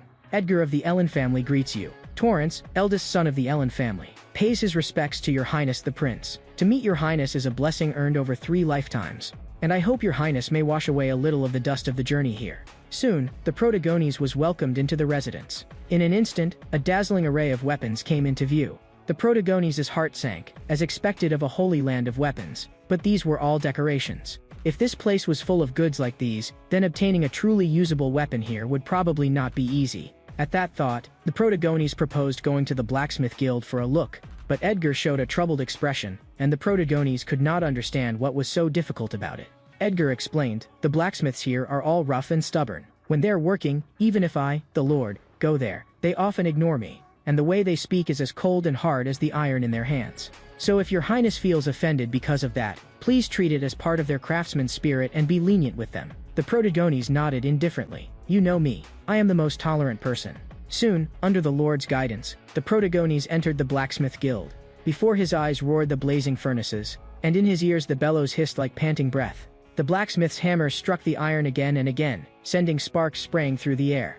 Flames, wind, and hammer blows wove together like a war song that belonged only to blacksmiths. The Lord even thoughtfully reminded him, the temperature here is extremely high. If your highness feels unwell, please tell me at once. But the protagonist seemed to have lost his soul, staring fixedly ahead. As expected of a pampered prince, he's already been baked stupid by the furnace. At that moment, the protagonist moved. At this moment, he did not even know what to say. Having taken human form, here I am actually seeing the appearance of the very first sword I ever became since I gained memories. Just then, the touch on his face pulled him back to reality. Adelia asked nervously whether it was too hot. The protagonist shook his head in denial. But his gaze once more fell on the blacksmith ahead. At that moment, Zack's son came over with the blacksmiths to pay their respects. The Lord introduced him at the side. He was the person in charge of the blacksmith guild. The protagonist nodded indifferently, then fixed his gaze once more on that old blacksmith. Zack's son thought the protagonist was displeased because the old blacksmith had not saluted, and hurriedly told him to stop at once and greet the prince. But before he could finish, the protagonist covered his mouth with one hand and warned him coldly, if you do not want to die, shut up. Do not do anything I have not ordered in the future. And as for you all, the iron is getting cold. If you want the furnace fire to burn for nothing, then keep standing there. The blacksmiths felt as if they had been granted amnesty and immediately returned to their stations in excitement. After doing all that, the protagonist continued standing behind the old blacksmith, watching him forge. He could not understand what this surging emotion in his heart really was, or why it had been pierced out here. Before he knew it, he had watched the old blacksmith forge until dusk. As he left, the protagonist asked the Lord what the old blacksmith's background was. The Lord said he was the most prestigious swordsmith in the area. But for some reason, in recent months he had been repeating the process of forging swords, melting swords. The protagonist frowned. Were those all failed products? The Lord shook his head helplessly. In my eyes, they were already perfect enough. I also do not understand why he melted all of them down. Inwardly, the protagonist said coldly, give me a break. The so-called perfection in your mouth is nothing more than those decorative pieces hanging in your residence. At that moment, the Lord added that he was very worried about the old swordsmith's health. He was no longer young, and yet in the past month he had hardly rested at all. Over the next few days, the protagonist came to the smithy early every morning to watch the old blacksmith work. The old blacksmith remained silent, only bowing his head and repeating his forging. The protagonist also said nothing, simply standing to one side and watching. Because of this, the Lord breathed a sigh of relief. When he first heard that the rogue eldest prince was coming, he had thought disaster was about to befall his family. Time passed quickly like this, and soon it was the night before they were to leave. That night, the old blacksmith still kept forging in silence, never stopping. I thought that before I left, I might be able to see with my own eyes the moment it was finished. After saying that, the Protagones let out a soft sigh and turned to leave. Even the Lord could feel the regret in that sigh. The Lord did not understand why the prince cared so much, but that regret pierced into his heart like a nail, making him unable to resist hoping that the prince, who had come from afar, would at least get to see the swordsmith master's finished work. So early the next morning, he hurried excitedly to the prince's residence and said the sword seemed to have been completed. Soon, the Protagones arrived where the old blacksmith was. The first rays of sunrise fell upon the old blacksmith, and though he stood in the light, he seemed strangely out of place with the world. In the next moment, the old blacksmith, holding the sword, walked up to the Protagones. "From this day on, this sword belongs to your highness." The Protagones was shaken on the spot, but the Lord was even more shocked than the Protagones. "I only wanted the prince to take a look, so I had you work overtime to finish it. How did you end up giving it away just like that?" The Protagones could not hear what they were arguing about. At this moment, both his hands were gripping the hilt tightly,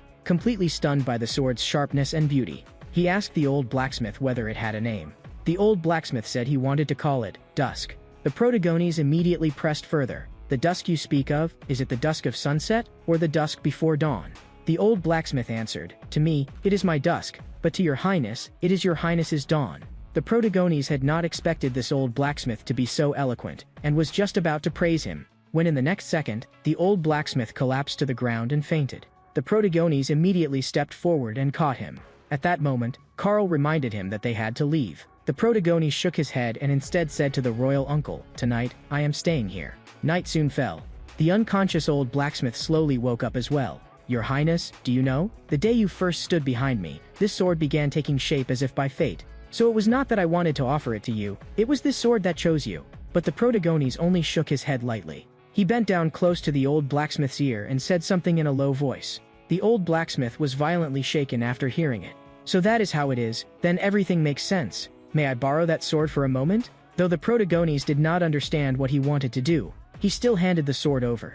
"Your highness, may this sword become as great as you are." After saying that, the old blacksmith slowly closed his eyes. If not for the fact that his breathing had already stopped, that peaceful smile would have looked almost as if he had merely fallen asleep. The Protagones' heart sank sharply, and he said in a low voice, "It certainly will become great." After burying the old blacksmith, the Protagones' group set out once more. But the Lord stopped the Protagones and said he wished to present another sword. Though this sword could not compare to the old blacksmith's treasured blade forged with the soul, it was still a superior magic sword. After hearing that, the Protagones accepted it gladly. A sword forged by a swordsmith master pouring his soul into it is already an exceedingly precious gift. I never expected you to offer me another magic sword on top of that. Once I return, I will certainly put in a few more good words for you before the king."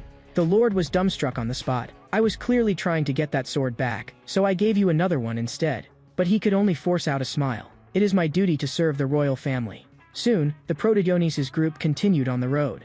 Having not seen the royal uncle for several days, the Protagones asked in confusion where he had gone these past few days. The royal uncle said he had gone to carry out a task assigned by the king.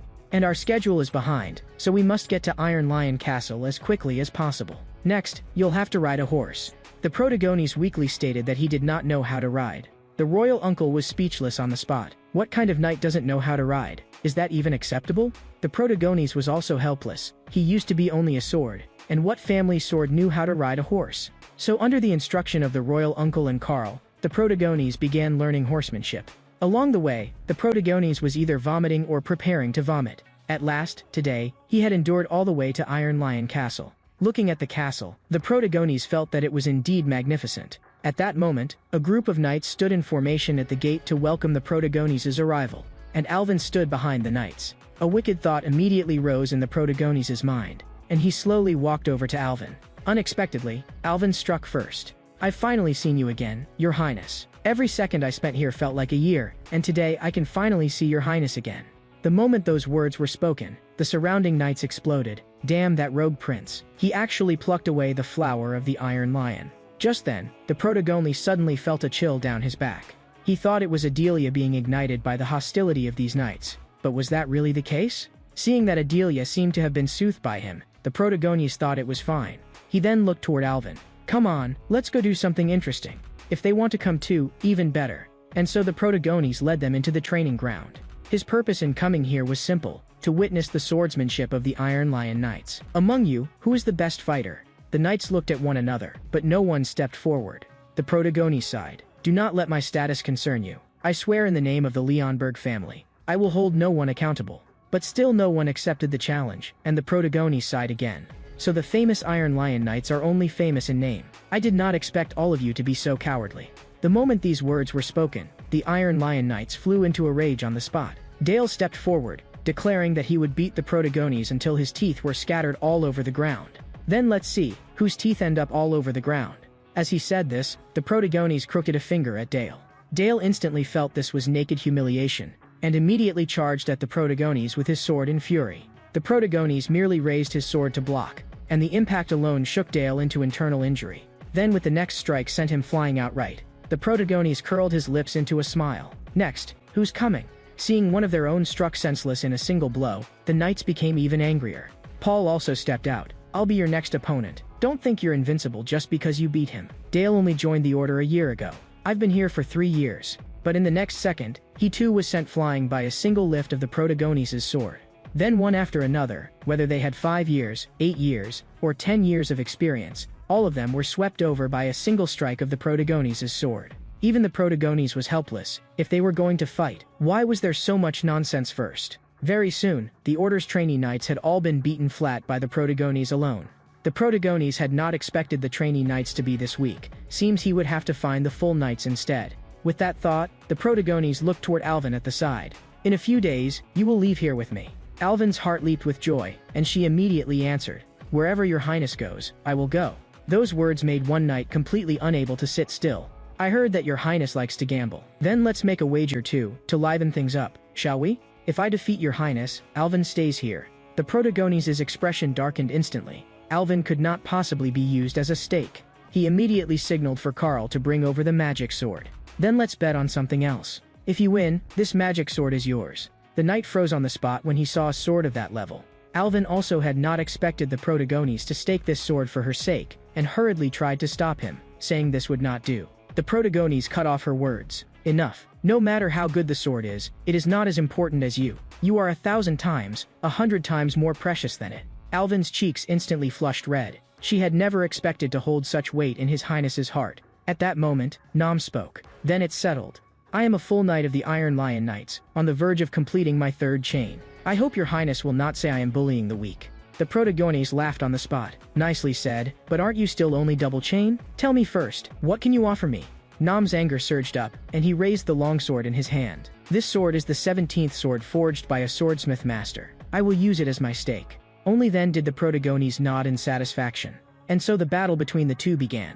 "Though your highness has gone astray, I will still give this battle my all." The Protagones understood immediately. He was mocking the heart of magic. "Then I will let you see with your own eyes whether this truly is a wrong path." With that, the Protagones fully activated his heart of magic. In an instant, magic surged throughout the field, and the oppressive force struck straight into the heart. "Adelia, from here on, watch carefully." Adelia did not understand. Why had he suddenly called on her? "Because this is the road you will walk from now on, and also the road you must walk." In the next moment, the magic within Adelia's body also erupted in response. "I will watch it clearly." At the same time, the royal uncle found the person in charge of the Iron Lion Knights. One of the purposes of the royal uncle's trip was to win the support of the Iron Lion Knights. The person in charge refused outright. "Impossible. All the princes are more outstanding than the eldest prince. Aside from the 4th prince, who has no interest in the throne, if I pick any of the other princes at random, it would be more worthwhile than supporting the eldest prince. And wasn't it you who pushed things to this point today? You, his royal uncle. Even if you had supported him just a little back then, he would not have fallen to his current state of being isolated and helpless. You yourself did not care about him, and now you come here asking me for support? That's nothing but a fool's dream." The royal uncle fell silent. True, the eldest prince also had his own problems. But if, when he messed up back then, I had not blamed him and had instead taught him properly, would he have become better? But what did I do at the time? I turned away and left in disappointment.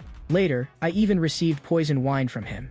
After I used magic to slowly neutralize that bottle of cheap poison of unknown origin, all I felt toward him was indifference. But one day, he suddenly changed. He began to endure harsh training, and he grew stronger day by day. At that moment, the person in charge added coldly, "I remember that this was something you yourself said. The eldest prince must absolutely never become king."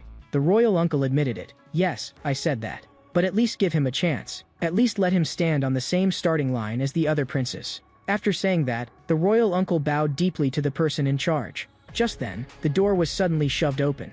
Something happened. The eldest prince has started fighting with our knights. On the way, the person in charge even reassured the royal uncle. There was no need to worry, Nam would not hurt His Highness the prince. But the royal uncle said coldly that the one he was worried about was not His Highness. What I'm afraid of is that His Highness won't know restraint and might accidentally cripple one of your knights. The person in charge felt that the royal uncle must have drunk too much, or else he could not possibly say such nonsense. But in the next second, Nam's whole body flew out and crashed heavily in front of the two men.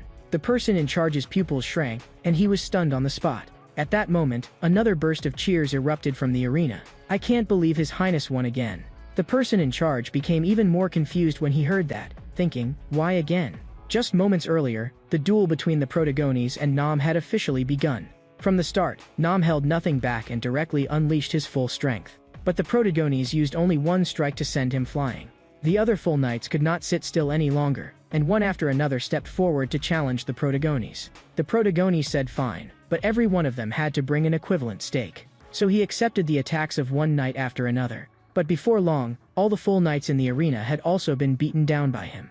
It was the trainee knights' first time seeing a monster-class powerhouse like this. The more they watched, the more fired up they became, and they started cheering outright, completely forgetting that this man had come to challenge their hall. Just then, a notification informed the Protagones that he had obtained the duel hymn, and that it had risen all the way to transcendent rank in one go. The Protagones' eyes lit up on the spot, for he had not expected to stumble upon a gain like this today. But in the next second, his stamina was completely exhausted, and he collapsed straight to the ground.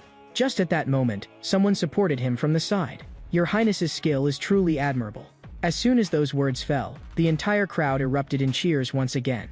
And so, when they finally arrived, the person in charge and the royal uncle witnessed this very scene with their own eyes. At this moment, even the person in charge, who had still disliked the Protagones just a moment ago, could not help applauding and praising him, even telling him not to worry, as they would not hold it against him. These people were simple at heart. The royal uncle also said, for a knight, an open and honorable defeat is more valuable than an improper victory. If both sides have already given their all, then victory and defeat no longer matter. The knights beside them also nodded repeatedly, though they said Nam would definitely be upset. After all, he had used the treasured sword he had bragged about for so long as a wager and handed it over to your highness. The Protagones smiled after hearing that. Ever since I came into this world in human form, I thought everything had changed. But at least one thing has never changed from beginning to end. That is that the spirit of knighthood has always been passed down by someone.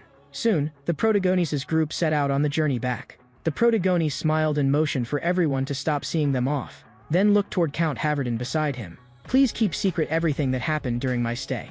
Havardin did not understand. If it were made public, would that not be more beneficial to your highness becoming crown prince? At that, the Protagones revealed a wicked smile. If it goes public, I'm afraid that Brat will surrender immediately. They continued traveling until the sky grew late, and only then did the royal uncle announce that they would make camp here for the night. The Protagones felt that Alvin had been acting strange all day, and at that moment Carl volunteered to patrol the surroundings, which the Protagones immediately approved. After Carl left, the Protagones turned his gaze again toward Alvin behind him, thinking that she was probably just still not used to things. With that thought, he prepared to return to his room and rest for a while first. But Adelia was already waiting in the room, and the Protagones was utterly speechless. I clearly told her not to keep doing the things a maid should do anymore. Adelia thought she must have done something wrong and displeased the Protagones. The Protagones could only sigh. You may go for now. I want to rest. Too many things have happened these past few days. I really am tired.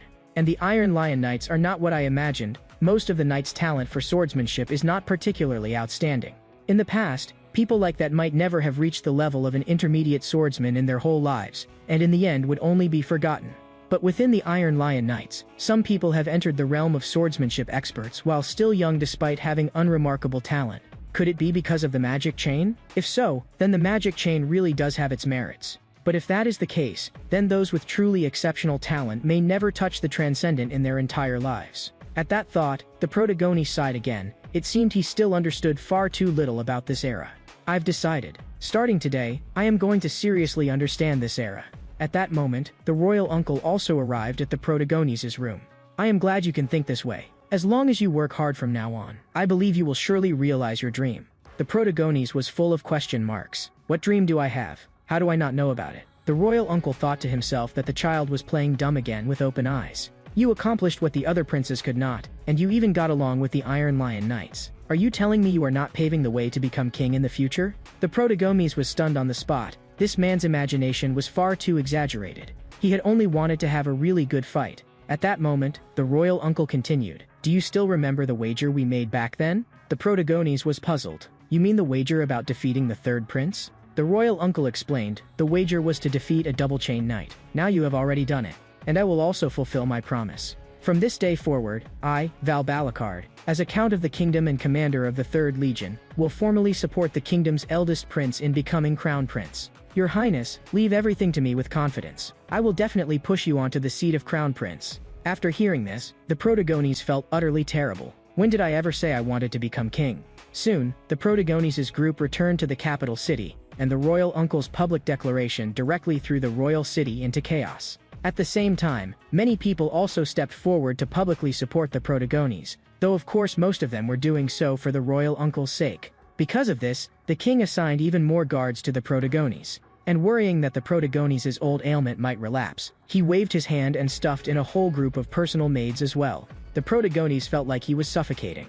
Can't they all just be sent back? Carl said they had all come under the king's orders, and even if your highness became crown prince, they still would not listen to you.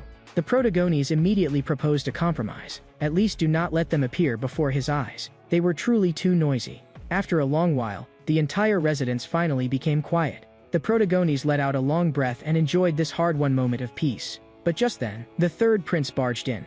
The protagonist truly could not figure out what this bastard had come looking for him for. The 3rd prince said coldly, "You really are good at playing dumb. Sneaking behind my back to learn swordsmanship from our royal uncle was one thing, but now you've gone and displayed such grand ambition. I was originally planning to leave you some dignity, but by doing this, how am I supposed to take it?" The protagonist listened with a frown. This brat was just spouting one absurdity after another. You committed a grave mistake, do you know that? I will make you pay a painful price for your deception. The protagonist felt this kid must have taken something, otherwise he could not be saying this kind of nonsense. After sending off the 3rd prince, the protagonist went to find the royal uncle again and made it clear that he did not want to become king.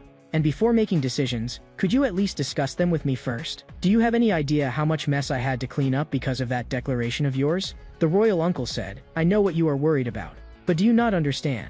What kind of fate awaits an eldest son who fails to inherit the throne? You may rest, but you cannot rest forever. If you need time, I can give you time. But there is one thing you must remember. Only when you are dead will the eldest son's legitimate right of succession disappear. The protagonist sighed helplessly, thinking, who would even want something as insignificant as the throne? What I have always wanted is only authority and power that lead to the transcendent. But after the banquet began, the protagonist's thoughts wavered. Countless nobles came to attend because of the royal uncle's support, showing just how deep the royal uncle's influence in the kingdom ran. Even the protagonist sighed inwardly, as expected of the grand commander who guarded the north. But these nobles were also absurd to an excessive degree. Their bodies were full of evil marks built from plunder and the trampling of lives. Still, among them there really were a few worth noticing. With that thought, the protagonist walked over to Tyler, and Tyler instantly broke into a cold sweat. He could not imagine that this prince, burdened with countless affairs every day, would actually still remember a minor noble from a remote mountain village like him.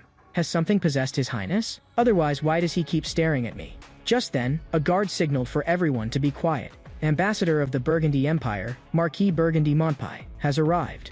As soon as the words fell, a fat noble appeared before everyone, and even greeted the protagonist with a smile, saying it had been a long time.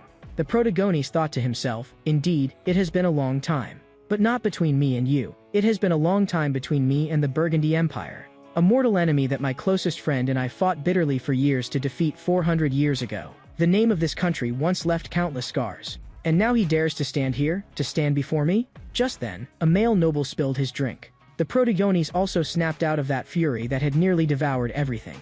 The man hurriedly explained, please forgive my rudeness, your highness. I was too eager to pay my respects to your highness as soon as possible. But the protagonist did not respond, and instead turned his gaze toward Marquis Montpie at the side. Marquis Montpie froze on the spot. Why are you staring at me? I wasn't the one who spilled the drink. The entire hall instantly fell silent. After a long while, the protagonist said that he would go change his clothes first, then asked Carl who the noble who had just bumped into him was. Carl answered, that was Marquis Billy. At that, the protagonist's lips curved upward in an intrigued smile. It seems they aren't all rotten to the core after all. He pulled me back from my anger. Soon, the protagonist changed into a new set of clothes. After hearing about the matter, the royal uncle also hurried over. Billy Marquis said you looked like you were about to cause trouble at the banquet. Looking at your expression, he was not exactly talking nonsense. Now tell me, what exactly are you trying to do? The protagonist explained that he was not brainless. I simply do not understand.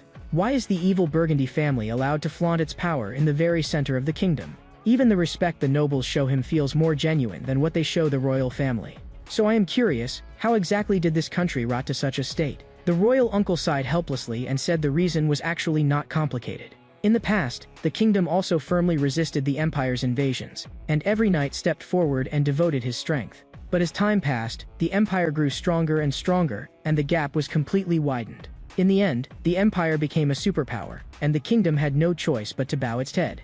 As soon as those words were spoken, the protagonist's heart shook violently. Was it because of the hymns? Though the kingdom was only a small nation at the edge of the continent, it had once possessed hymns capable of standing against a mighty empire. Since its founding, they had been continuously accumulated and continuously refined. Some were ordinary, some extraordinary. Sometimes they were heroic tales, sometimes legends, and sometimes they were even revered as myths. Those were the martial saint hymns. But now, the kingdom had lost all of those hymns. At that thought, the protagonist sighed softly, his tone calm but cold. I have changed my mind.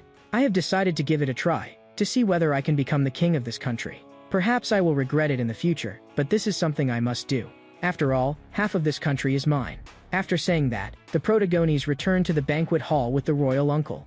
Only when they heard the royal uncle had arrived did the nobles reluctantly bend and salute. Seeing this, the protagonist laughed inwardly. If they treat even the royal uncle like this, then there is no need to mention how they treated Marquis Shibi just now. Back in the early days of the kingdom, he was probably faced with scenes just like this. Because he was nothing more than a country boy from a remote mountain village. Everyone looked down on him from the bottom of their hearts. But in the end, he still stood before them all. Just like I am now. These nobles have not changed at all. From beginning to end, they have all been blind. With that thought, the protagonist activated another hymn once more. The window kept warning him, with his current constitution, he could not bear it. But compared with the dragon slaying him, this one had not yet reached the point of being unbearable. When the final section of the hymn fell, the protagonist appeared before the crowd wearing a crown. The nobles all stared in stunned disbelief. The protagonist thought to himself, the effect was not bad. He was just about to press the advantage and say a few harsh words, when an energy rose nearby that made him recoil from the depths of his soul. The protagonist's heart sank. Across all ages, there were only a handful of people who could make him instinctively reject them. So why did it have to be this madwoman of the elf race? Elves were called by the world the most perfect creations of God. But the protagonist knew very well that beneath that nearly perfect appearance hid hearts twisted to the extreme. They would lure you closer with their beauty, and then deal you a fatal blow at your weakest and most relaxed moment. And this woman was also a classic Yandra. But in the next second, he forced himself to calm down. I am not a sword now. Even if I recite it to him, she knows well, she cannot possibly recognize that I am Gruhan. Sigru looked at the protagonist curiously. Have we met before? There is a very familiar aura about you, as if we once came into close contact. The protagonist had not expected her sense for such things to be this absurd, so he immediately explained that this was the first elf he had ever met in his life. Sigru's face was full of disbelief. Because when humans met elves for the first time, they usually had only two kinds of reactions. The first was to be captivated by an elf's beauty. The second was that those with extremely high martial attainment would instead become wary of being captivated. But you say this is your first time seeing me, yet you were not captivated by me. And as far as I know, you have not reached the realm of a martial powerhouse either. The protagonist could only force himself to explain that his tastes were a little special. After hearing that, disgust immediately appeared on Sigru's face. I respect everyone's tastes. After saying that, she turned and left. Only then did the protagonist let out a long sigh of relief. That should mean she won't torment me again, right? But a few days later, the protagonist was completely dumbfounded. The queen was actually choosing consorts for him. But what was the deal with this one still sucking on a pacifier? And this one too, she looked difficult at a glance. The protagonist could not understand at all how things had turned out like this, while the queen was still beside him trying to persuade him. For a prince's spouse, it was enough as long as she could bring the support of a distinguished family. Just as the words fell, a guard's announcement sounded from outside the door. Immediately afterward, the elven delegation led by Sigru appeared before the queen. I am Sigru of the Misuto family, and I offer my sincere greetings to the beautiful Queen Margaret. The queen was puzzled. The elven delegation had not come to the kingdom for a long time. So what was she doing here? Sigru said she had merely heard that the queen was choosing a consort for the prince. And I am a high elf. In human terms, that means I come from a distinguished noble lineage. Most importantly, my age is not too far from that of His Highness the Prince. The protagonist was stunned on the spot. Is that something a human could say? You're nearly 1,000 years old, while this body of mine is only 16 at most. At that moment, Sigru below spoke again. In truth, the moment I first saw His Highness the Prince, I felt that our fates had already intertwined. A chill went through the protagonist's heart. Elves never lied about fate or emotions, and this one sentence had struck both exactly. She really wants to become my consort? Once he realized that, the protagonist could no longer sit still. He simply could not understand what this madwoman was trying to do. He immediately dragged Sigru away from the scene. And after walking into an empty room, the protagonist directly demanded to know her true purpose. I only want to improve the relationship between my family and the kingdom. What ulterior motive could there be? The protagonist shot back coldly. Do you think anyone would believe that? A butcher like you, who has been doing dirty work for your family for centuries, is now saying you came to improve relations? Tell me the truth. Are you here to investigate, or to carry out a judgment? A playful smile appeared on Sigru's face when she heard that. It seems my first impression was right. You really are very interesting. But how do you know those things about me? A numb chill ran through the protagonist's heart. I can't exactly say you once forced me to attend your bed countless times. And she is even stronger now than she was centuries ago. She is so strong that she can glimpse the past carved into my fate and sense that our paths had once intertwined. But for the sake of my happiness in the second half of my life, I cannot retreat. I truly do not want this madwoman to toy with me all night ever again. Just then, Sigru spoke. Since you know I am a butcher, then you should also know what happened when one remains silent in front of a butcher. The protagonist replied calmly, I know very well. But I also know equally well what happens when one talks too much in front of a butcher. I told you these things only because I want you to stop taking an interest in my fate. After saying that, the protagonist looked confidently at Sigru before him, thinking, this is enough to fully arouse her curiosity. As long as he became the kind of prey in her eyes that needed to be savored slowly, this round would be secure. Sure enough, in the next second, Sigru stepped closer and quietly pressed him on who he really was. I am nothing more than a pitiful child abandoned by his own father. But I will definitely rise by force. If you are curious, then wait and see. After hearing that, it was as if Sigru had suddenly figured something out. No wonder the family sent an elder like me to carry out such a trivial and boring task. At this moment, I finally understand. The protagonist had no idea what she now understood again. Of course, everything is because of you.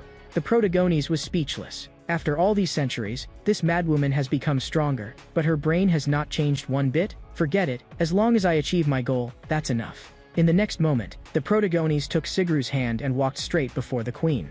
I have decided to become engaged to Sigru. Just wait, Sigru, you wicked woman. I will use this period of time to make you respect me, worship me, fall in love with me, and finally become unable to let me go. And then, everything you did to me before, I will make you pay back in full, with interest. This news quickly reached the third prince's ears. At this moment, the third prince was trembling with rage, utterly unable to understand what kind of luck his useless elder brother had stumbled into. Taking the flower of the Iron Lion was one thing, but then our royal uncle suddenly announced his support for him.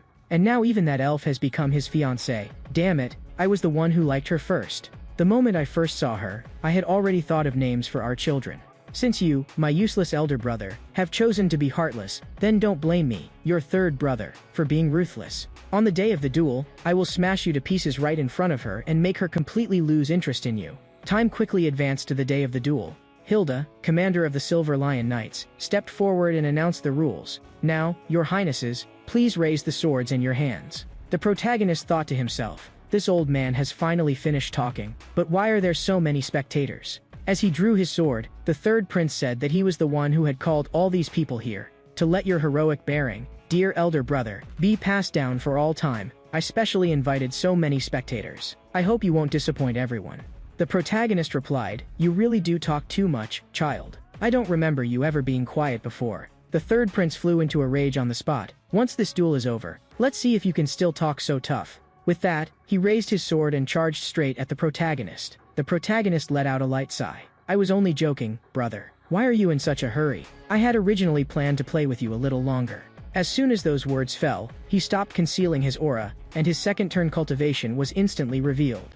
The entire arena fell deathly silent on the spot. The third prince was then easily defeated by the protagonist in a single strike. and collapsed to the ground, losing consciousness outright. Hilda, who had once been the protagonist's teacher, was completely dumbfounded. He had taught him for years and he had seemed like trash, yet after being taught by the royal uncle for only a few months, how had he become like this? He had even effortlessly crushed the third prince, the swordsmanship prodigy known as the strongest below 3 chains. To this, the protagonist merely let out a cold laugh. So-called strongest below 3 chains, at the end of the day, he is still only double chain. Now, announce the result. Hilda swallowed hard. As the arbitrator and witness of this duel, I rule that the third prince is unable to continue the duel. The victor, the eldest prince. The news instantly spread throughout the kingdom, causing an enormous uproar. The nobles who supported the third prince could not understand how he had lost. Wasn't he supposed to be the strongest below 3 chains? And yet he was defeated by that publicly acknowledged useless eldest prince? A few days later, the third prince, who had been knocked unconscious by the protagonist in a single strike, finally woke up. The moment he thought of how he had lost face before so many nobles, he immediately ordered the guards to prepare his equipment so he could win back his reputation. But a knight told him that after the duel ended, the eldest prince had already left the capital with the royal uncle. The scene shifted to the protagonist's side. The royal uncle also did not understand. Why was he in such a hurry to go north? Couldn't he rest for a few more days? Because there is nothing left for me to do in the capital. And I also don't want to win over those nobles who refuse to acknowledge the ruler of their own country yet bow and scrape before the empire. Besides, I feel that compared to nobles, soldiers and knights suit me better. The royal uncle reminded him. They were not as calculating as nobles, but winning their hearts would not be easy either. The protagonist felt the royal uncle was worrying too much. I believe that as long as we roll around together in the mud, feelings will grow where there were none before. Even so, I still think you're in too much of a hurry. But the protagonist had troubles he could not speak of. What, am I supposed to say that the biggest reason I'm leaving in such a hurry is to avoid Sigru? If I don't leave soon, this body will probably be ruined by her. So before that happens, I have to become stronger as quickly as possible. The capital is too peaceful, and my strength can only grow so much there. But the distant northern battlefield is different. It is the place where humanity has been tested the most since ancient times, and also the place where the most hymns were born. There, I can temper my sword, and I can temper my sword edge as well. That is where I ought to go. Just then, the royal uncle reminded him that they had already reached the Blade Mountains, the border his family had guarded for their entire lives. But do you want to get inside the carriage and hide for a while? You look badly frozen. The protagonist said he had to get used to this kind of cold as soon as possible. More importantly, that old man is occupying an entire carriage by himself. I really cannot understand why that scholar insists on following us to the northern battlefield. The scholar said his greatest wish was simply to see the north with his own eyes. And I guarantee that the book I have written this time will definitely interest your highness. But you must promise this old man one thing. You must read it alone in the dead of night, or else my late reputation will be ruined. As he spoke, he cast a meaningful glance toward Alvin in front. At once, Alvin's face flushed bright red when she heard the two of them talking. The protagonist thought she was merely red from the cold, and suggested that she go into the carriage and rest. Alvin immediately answered in a righteous tone, I am a knight. How can a knight covet temporary comfort? Let me accompany you on foot. The protagonist nodded in satisfaction after hearing that. This child really does have spirit. I was right not to misjudge her when I took her in as my personal knight. Compared with her, those people are far worse. Most of them are probably still sullen over having been dragged here by royal decree. If only Carl were here, he could keep them all perfectly in line. But because of that narrow-minded old man, Carl can't come north with me. This body is clearly his own flesh and blood. I truly did many evil things in the past, and I have spent these last few months doing my best to make up for them. Yet his attitude is still this excessive. Could there be something behind all this that I still don't know? Just then, the royal uncle said that a blizzard was about to arrive. We need to speed up. But even though they had already increased their pace, the drifting snow quickly turned into a true blizzard. People could not even hear the voices of those beside them. They only heard the royal uncle shouting through magic, abandon the carriages, keep only the horses, and proceed on foot. Adelia was also helped down from the carriage by the protagonist. Adelia thanked him in a soft voice. Just then, however, the protagonist saw the knights bracing themselves against the blizzard with their shields raised. He barked in anger on the spot, you idiots. The knights looked completely confused, having no idea what they had done wrong. If you carry shields that big, the wind will use you like sails. Throw away every burden except your swords and move forward in a single line. After saying that, he looked toward the large man beside him and motioned for him to go to the very front and open the way. The group continued forward like this against the snowstorm. This did indeed reduce the pressure of the wind, but no one was having an easy time. Soon, one knight could no longer endure it and collapsed directly to the ground. In the next moment, the protagonist pushed through the crowd and walked up to that knight, then hoisted him onto his own shoulder. The surrounding knights were stunned on the spot. A prince was personally carrying a wounded soldier. Don't just stand there. Move! Before long, Winter Fortress, the stronghold of the royal uncle's family, appeared before everyone's eyes. At that very moment, the blizzard suddenly stopped. The protagonist was so angry he almost laughed, feeling as though the thieving heavens had played him for a fool. It didn't stop earlier, and it didn't stop later. But the moment we arrived, it stopped. Suddenly, the royal uncle in the crowd stepped to the very front of the fortress. In the next moment, he saluted with his arm placed against his chest. As the lawful ruler of Balakard, and as commander of the kingdom's 3rd Legion, I hereby sincerely welcome the visit of the eldest prince. Welcome to Winter Fortress. Winter Fortress existed to block the monsters entrenched in the Blade Mountains. But this place was battered year-round by extreme weather, and many soldiers came once and never wanted to come a second time. Secular nobles repeatedly weighed Winter Fortress's political value. But to those born and raised in Balakard, this place was the duty of their entire lives, and the source of their pride. Vincent Balakard was one of the hardest among that pride. From today onward, I end my duties as acting commander and return to my post as commander of the Ranger Corps. Father, to see you return safely. I am truly glad. The Protagones had not expected the royal uncle to have such a grown son, but the two of you really do look alike, especially that mouth that looks stubborn at first glance. The royal uncle's face went speechless. Surely you didn't think I didn't even have a child? He then introduced him to Vincent. This is His Highness Prince Adrian, the eldest prince. In an instant, all sorts of rumors about the Protagones echoed through Vincent's mind. Even so, he still saluted respectfully. I, Vincent of the Balakard family, commander of the Balakard Ranger Corps, pay my respects to His Highness the eldest prince. In truth, Vincent was deeply displeased inside. He did not understand why his father had brought this rogue here. Winter Fortress was a fortress that warriors were willing to give their lives to defend for the sake of conviction, not a place for a rogue who had been driven out of the capital and wandered around with women. At that moment, a soldier suggested first taking the Protagones to tour the fortress. The moment the Protagones left, Vincent could no longer hold back and asked the royal uncle what exactly he meant by this. The royal uncle said he had already decided to become Adrian's protector, and so he would remain in Balakard for the time being. The moment those words were spoken, Vincent was completely stunned. Didn't you say yourself that he was useless? Even His Majesty found him troublesome. So why are you doing this, father? Hearing that, the royal uncle did not answer immediately, but instead turned his gaze toward the Protagones, who was about to tour Winter Fortress. People do change in the end. I have only one request for you. Do not look at him with prejudice. Once you have seen for yourself, you will understand why I am doing this. Soon, the group arrived at the Great Hall, and the royal uncle also asked about the recent progress in clearing out the surrounding monsters. Vincent said that he had been steadily reducing their numbers by personally leading teams, but many areas had still not been fully cleared. Now that father has returned, it is time for us to act again. But there is one place that is especially troublesome. A group of fewer than 100 orcs has settled near the entrance to the mountain range. A force of that size cannot be dealt with by ranger arrows alone. So I am selecting night station within the fortress. At that moment, the Protagone stepped forward. Leave it to me.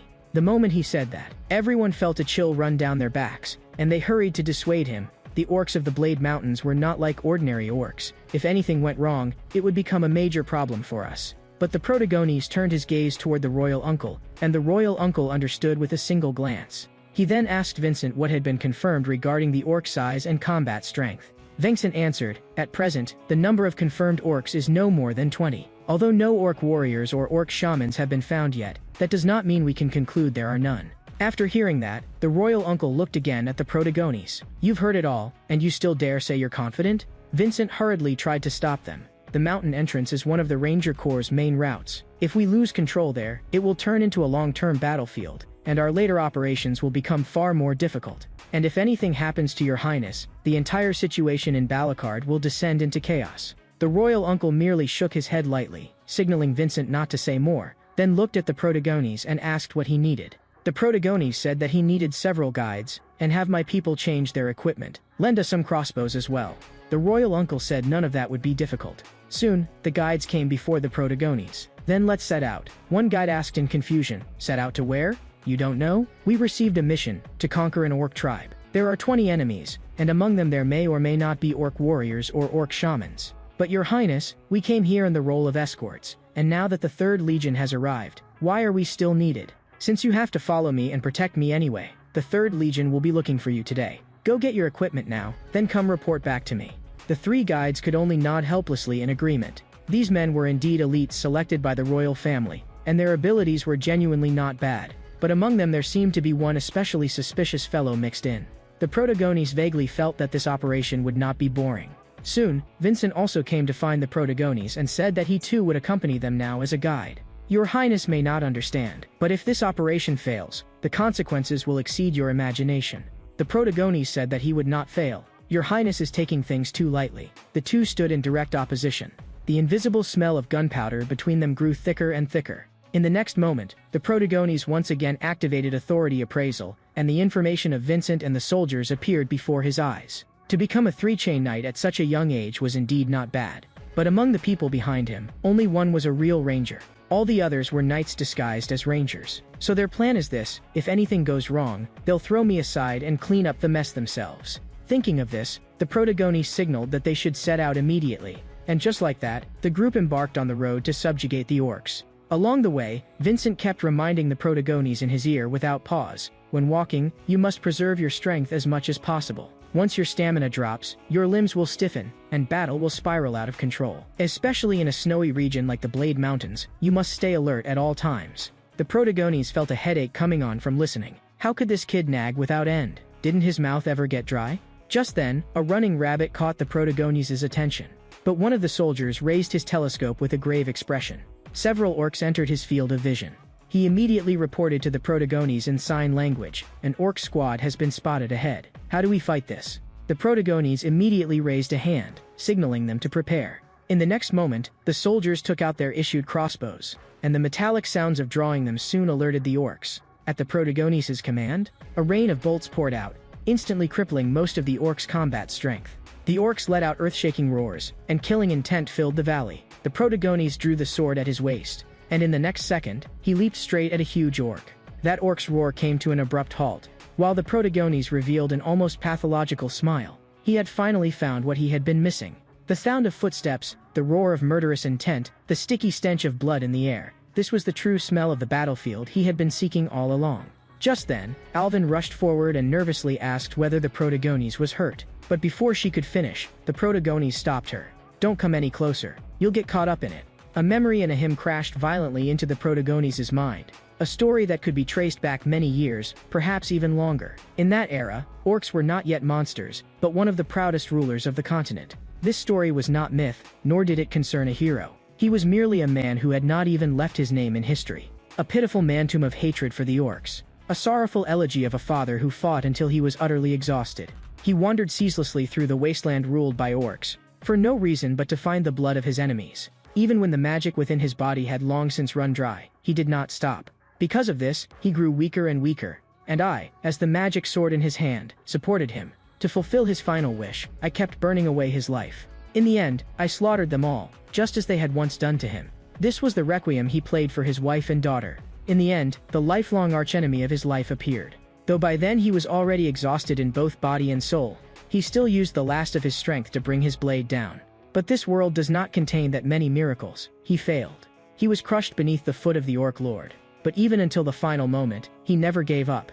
His dying words were forgotten because they were too ancient. And so his story ended, unknown to all, never once told. The Protagonistes awoke from the memory, and without knowing when it had happened, his feet were already surrounded by the corpses of orcs. While the knights beside him were still desperately holding back the orcs' counterattack. And seeing this, the Protagonistes gripped the sword in his hand once more. Even if that person's story had already ended, the hymn of vengeance had not yet ended. Only when the orc corpses had piled into a small hill, and crimson blood had spread across the ground at his feet, did the last orc finally fall. At that point, the hymn of vengeance was finally complete. At that very moment, Vincent personally smashed the orc's banner as well, and with that blow, declared victory in this battle. It seems, that pitiful man's name was Vincent too. I truly did not expect that the heir of a family who fought monsters all his life would share the same name as that Avenger. Back then, in order to exterminate the orcs, he had even thrown away his own life. Just then, that line that had originally long been forgotten also emerged clearly in the Protagonistes' mind. Even if there is a next life, I will still walk the same path. Thus the battle with the orcs came to an end, and the hymn of vengeance transformed into a requiem. Holding the orc's banner, Vincent walked solemnly up to the Protagonistes. Now, please accept it. The protagonist did not understand why he should accept a broken banner. Vincent explained that this was Winter Fortress tradition. The bravest knight had the right to take the enemy's banner. This is an honor no one can replace. And you were the one who slew the most orcs in this battle. So this banner can belong to no one but you. Just then, several knights led by Alvin also stepped forward. We salute the extraordinary courage your highness displayed in battle. Please allow us to offer our highest respect to your highness, the brave prince. After hearing that, the protagonist felt instantly satisfied. When he had been a sword in his last life, no one had ever respected him like this. Thinking of that, the protagonist raised the banner in his hand and declared victory in the subjugation battle. Dozens of knights raised loud cheers as well. From now on, I am the master of this banner. At the side, Vincent muttered quietly, I have some too. The protagonist froze, thinking he had misheard. You didn't mishear. I have orc banners too, 16 of them. After hearing that, the protagonist immediately understood. So this guy really is like that old man, same name, same personality. This is not a coincidence. There may truly be some inexplicable connection between them. With that thought, the protagonist raised the banner again. So what if you have 16? As long as this one is mine, that's enough. After the celebration ended, the group began cremating the knights who had died bravely in this battle. The heaviest sorrow in the world is when the living bid farewell to the dead. Everyone watched that scene from afar, and no one remained unmoved. Vincent was still at the side comforting everyone, saying that these casualties were already the lowest they had ever suffered in battle against the orcs. But Alvin felt that even so, it was still brutal, still deeply tragic. That is war. Only through more victories can we truly mourn the dead and pay tribute to them. And I too will console their spirits with more orc blood. That is the Balacard family's way, Winter Fortress's way, and my way, Vincent's way. Those words pulled the protagonist back into memory once again. They do not just share the same name, even the things they say after battle are almost the same. Could he really be that old man's reincarnation? At that thought, the protagonist shook his head helplessly. Still, I don't remember us setting out with this many people. The moment those words fell, Vincent was startled. He hurried to explain, a ranger unit happened to be passing by, so they joined the battle as well. That is far too much of a coincidence. Yes, very coincidental. But what concerns me more is why the orc force was able to come this deep without even the rangers noticing. We had better return as soon as possible and report the situation. Soon, the group returned to Winter Fortress. By the time they arrived, the royal uncle had already been waiting outside the gates of Winter Fortress for a long time. Only after seeing that everyone had returned safely did he finally let out a breath of relief. The moment the protagonist saw the royal uncle, he ran over excitedly and immediately started showing off the orc banner in his hand. At once, voices of praise rose one after another. His Highness the Prince is amazing. His Highness is bragging about that again. This is already the 11th time on the way back. Doesn't he ever get tired of it? The protagonist of course would not get tired of it, and even wanted to show off one more time in front of the royal uncle. But the royal uncle was currently listening to Vincent's report. Vincent explained all the suspicious points to the royal uncle. And after hearing them, the royal uncle nodded. I wanted to let you rest properly, but now the matter is urgent. After saying that, he signaled for Vincent to go back with him to discuss it, and the two of them walked toward the interior of Winter Fortress. But Vincent stopped as he passed by the protagonist, not understanding why the protagonist had been staring at him the whole time. After a moment of silence, Vincent finally spoke, Your Highness has worked hard as well. Please return and get some proper rest. The protagonist had not expected the sour-faced kid to say something like that. Was he just putting on an act? Alvin felt that was not it. Perhaps he was simply embarrassed about changing his attitude. Just then, Adelia, who had not gone on the subjugation mission, also ran out from inside Winter Fortress. Seeing that your highness is safe, I am relieved. The protagonist felt his heart warm at once upon hearing that, then raised the banner again. Do you know what this is? Alvin thought, here we go again. Adelia, please don't answer him. But Adelia still answered, and so a new round of showing off began.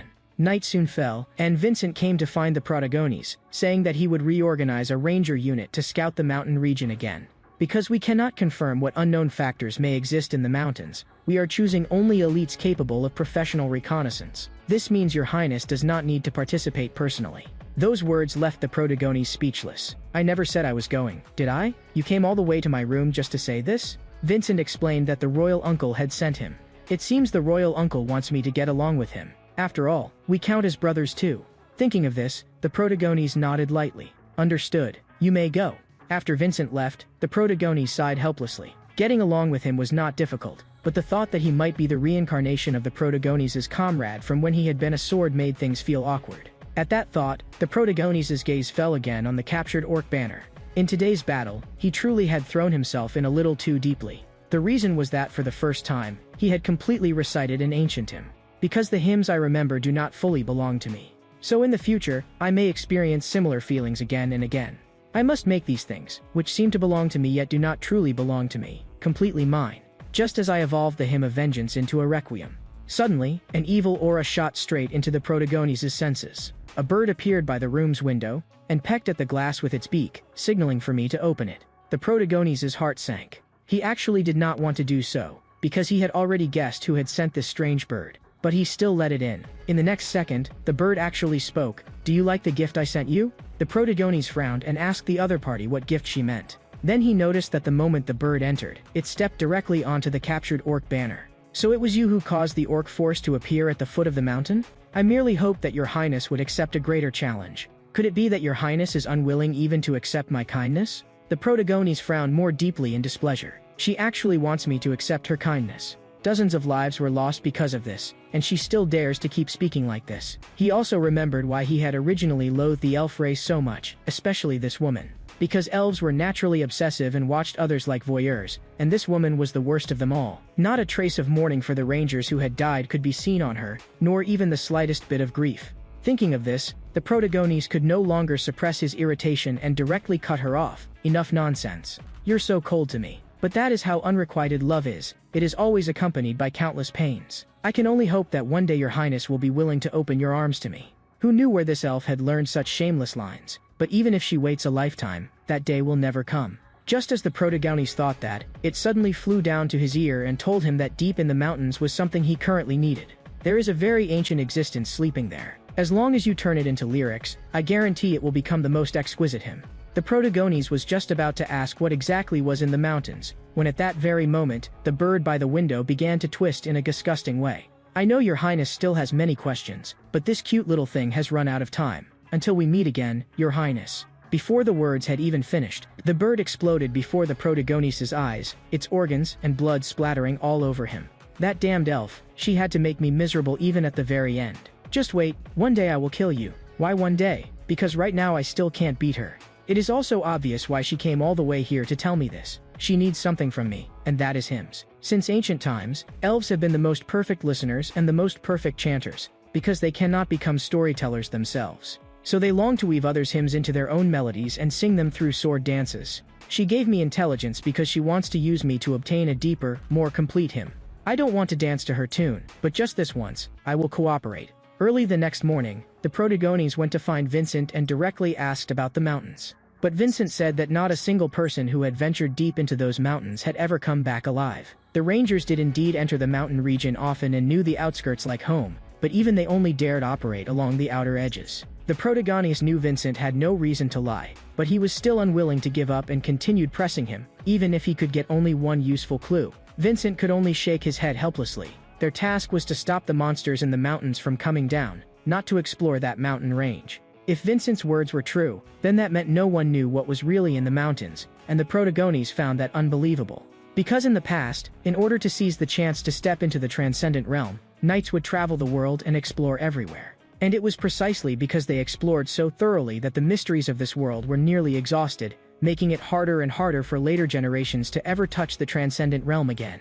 Yet here and now, this place still preserved a true forbidden zone, still shrouded in mystery. It seems coming to Balakard was the right choice. Just as he thought this, Vincent beside him spoke again.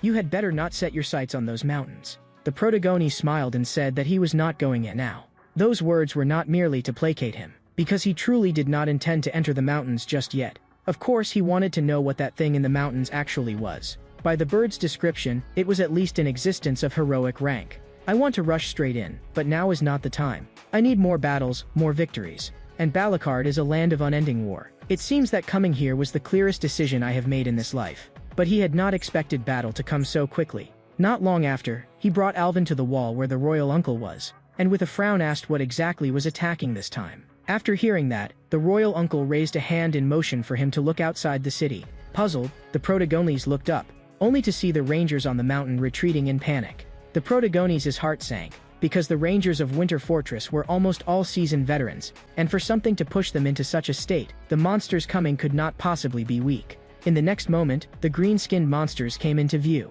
The soldiers on the wall were still anxiously shouting for their comrades outside to run faster. They were about to enter the archer's range. But the Protagones felt that something was wrong, and the royal uncle nodded heavily as well. Those wolf riders are toying with these rangers. There is no way they cannot catch them, and after chasing them this long they still show no sign of fatigue. On the contrary, some of our soldiers are already so exhausted they can barely run. Just then, one ranger suddenly stopped in his tracks. In the next second, he turned around and directly faced the pursuing wolf rider. "You damned green-skinned bastards, your opponent is a ranger of Halabad." But the moment the words left his mouth, he was swallowed whole by the wolf rider's mount. The instant that scene appeared, the wall, which had been noisy a moment before, fell into dead silence. Some people's eyes reddened immediately, some even nearly cried. Those still outside the wall also gritted their teeth, grabbed their nearly ruined swords, and charged at the wolf riders like madmen, watching their lives bloom like red flowers across the pale white snow, while the excited howls of the orcs' trampling lives still echoed in his ears.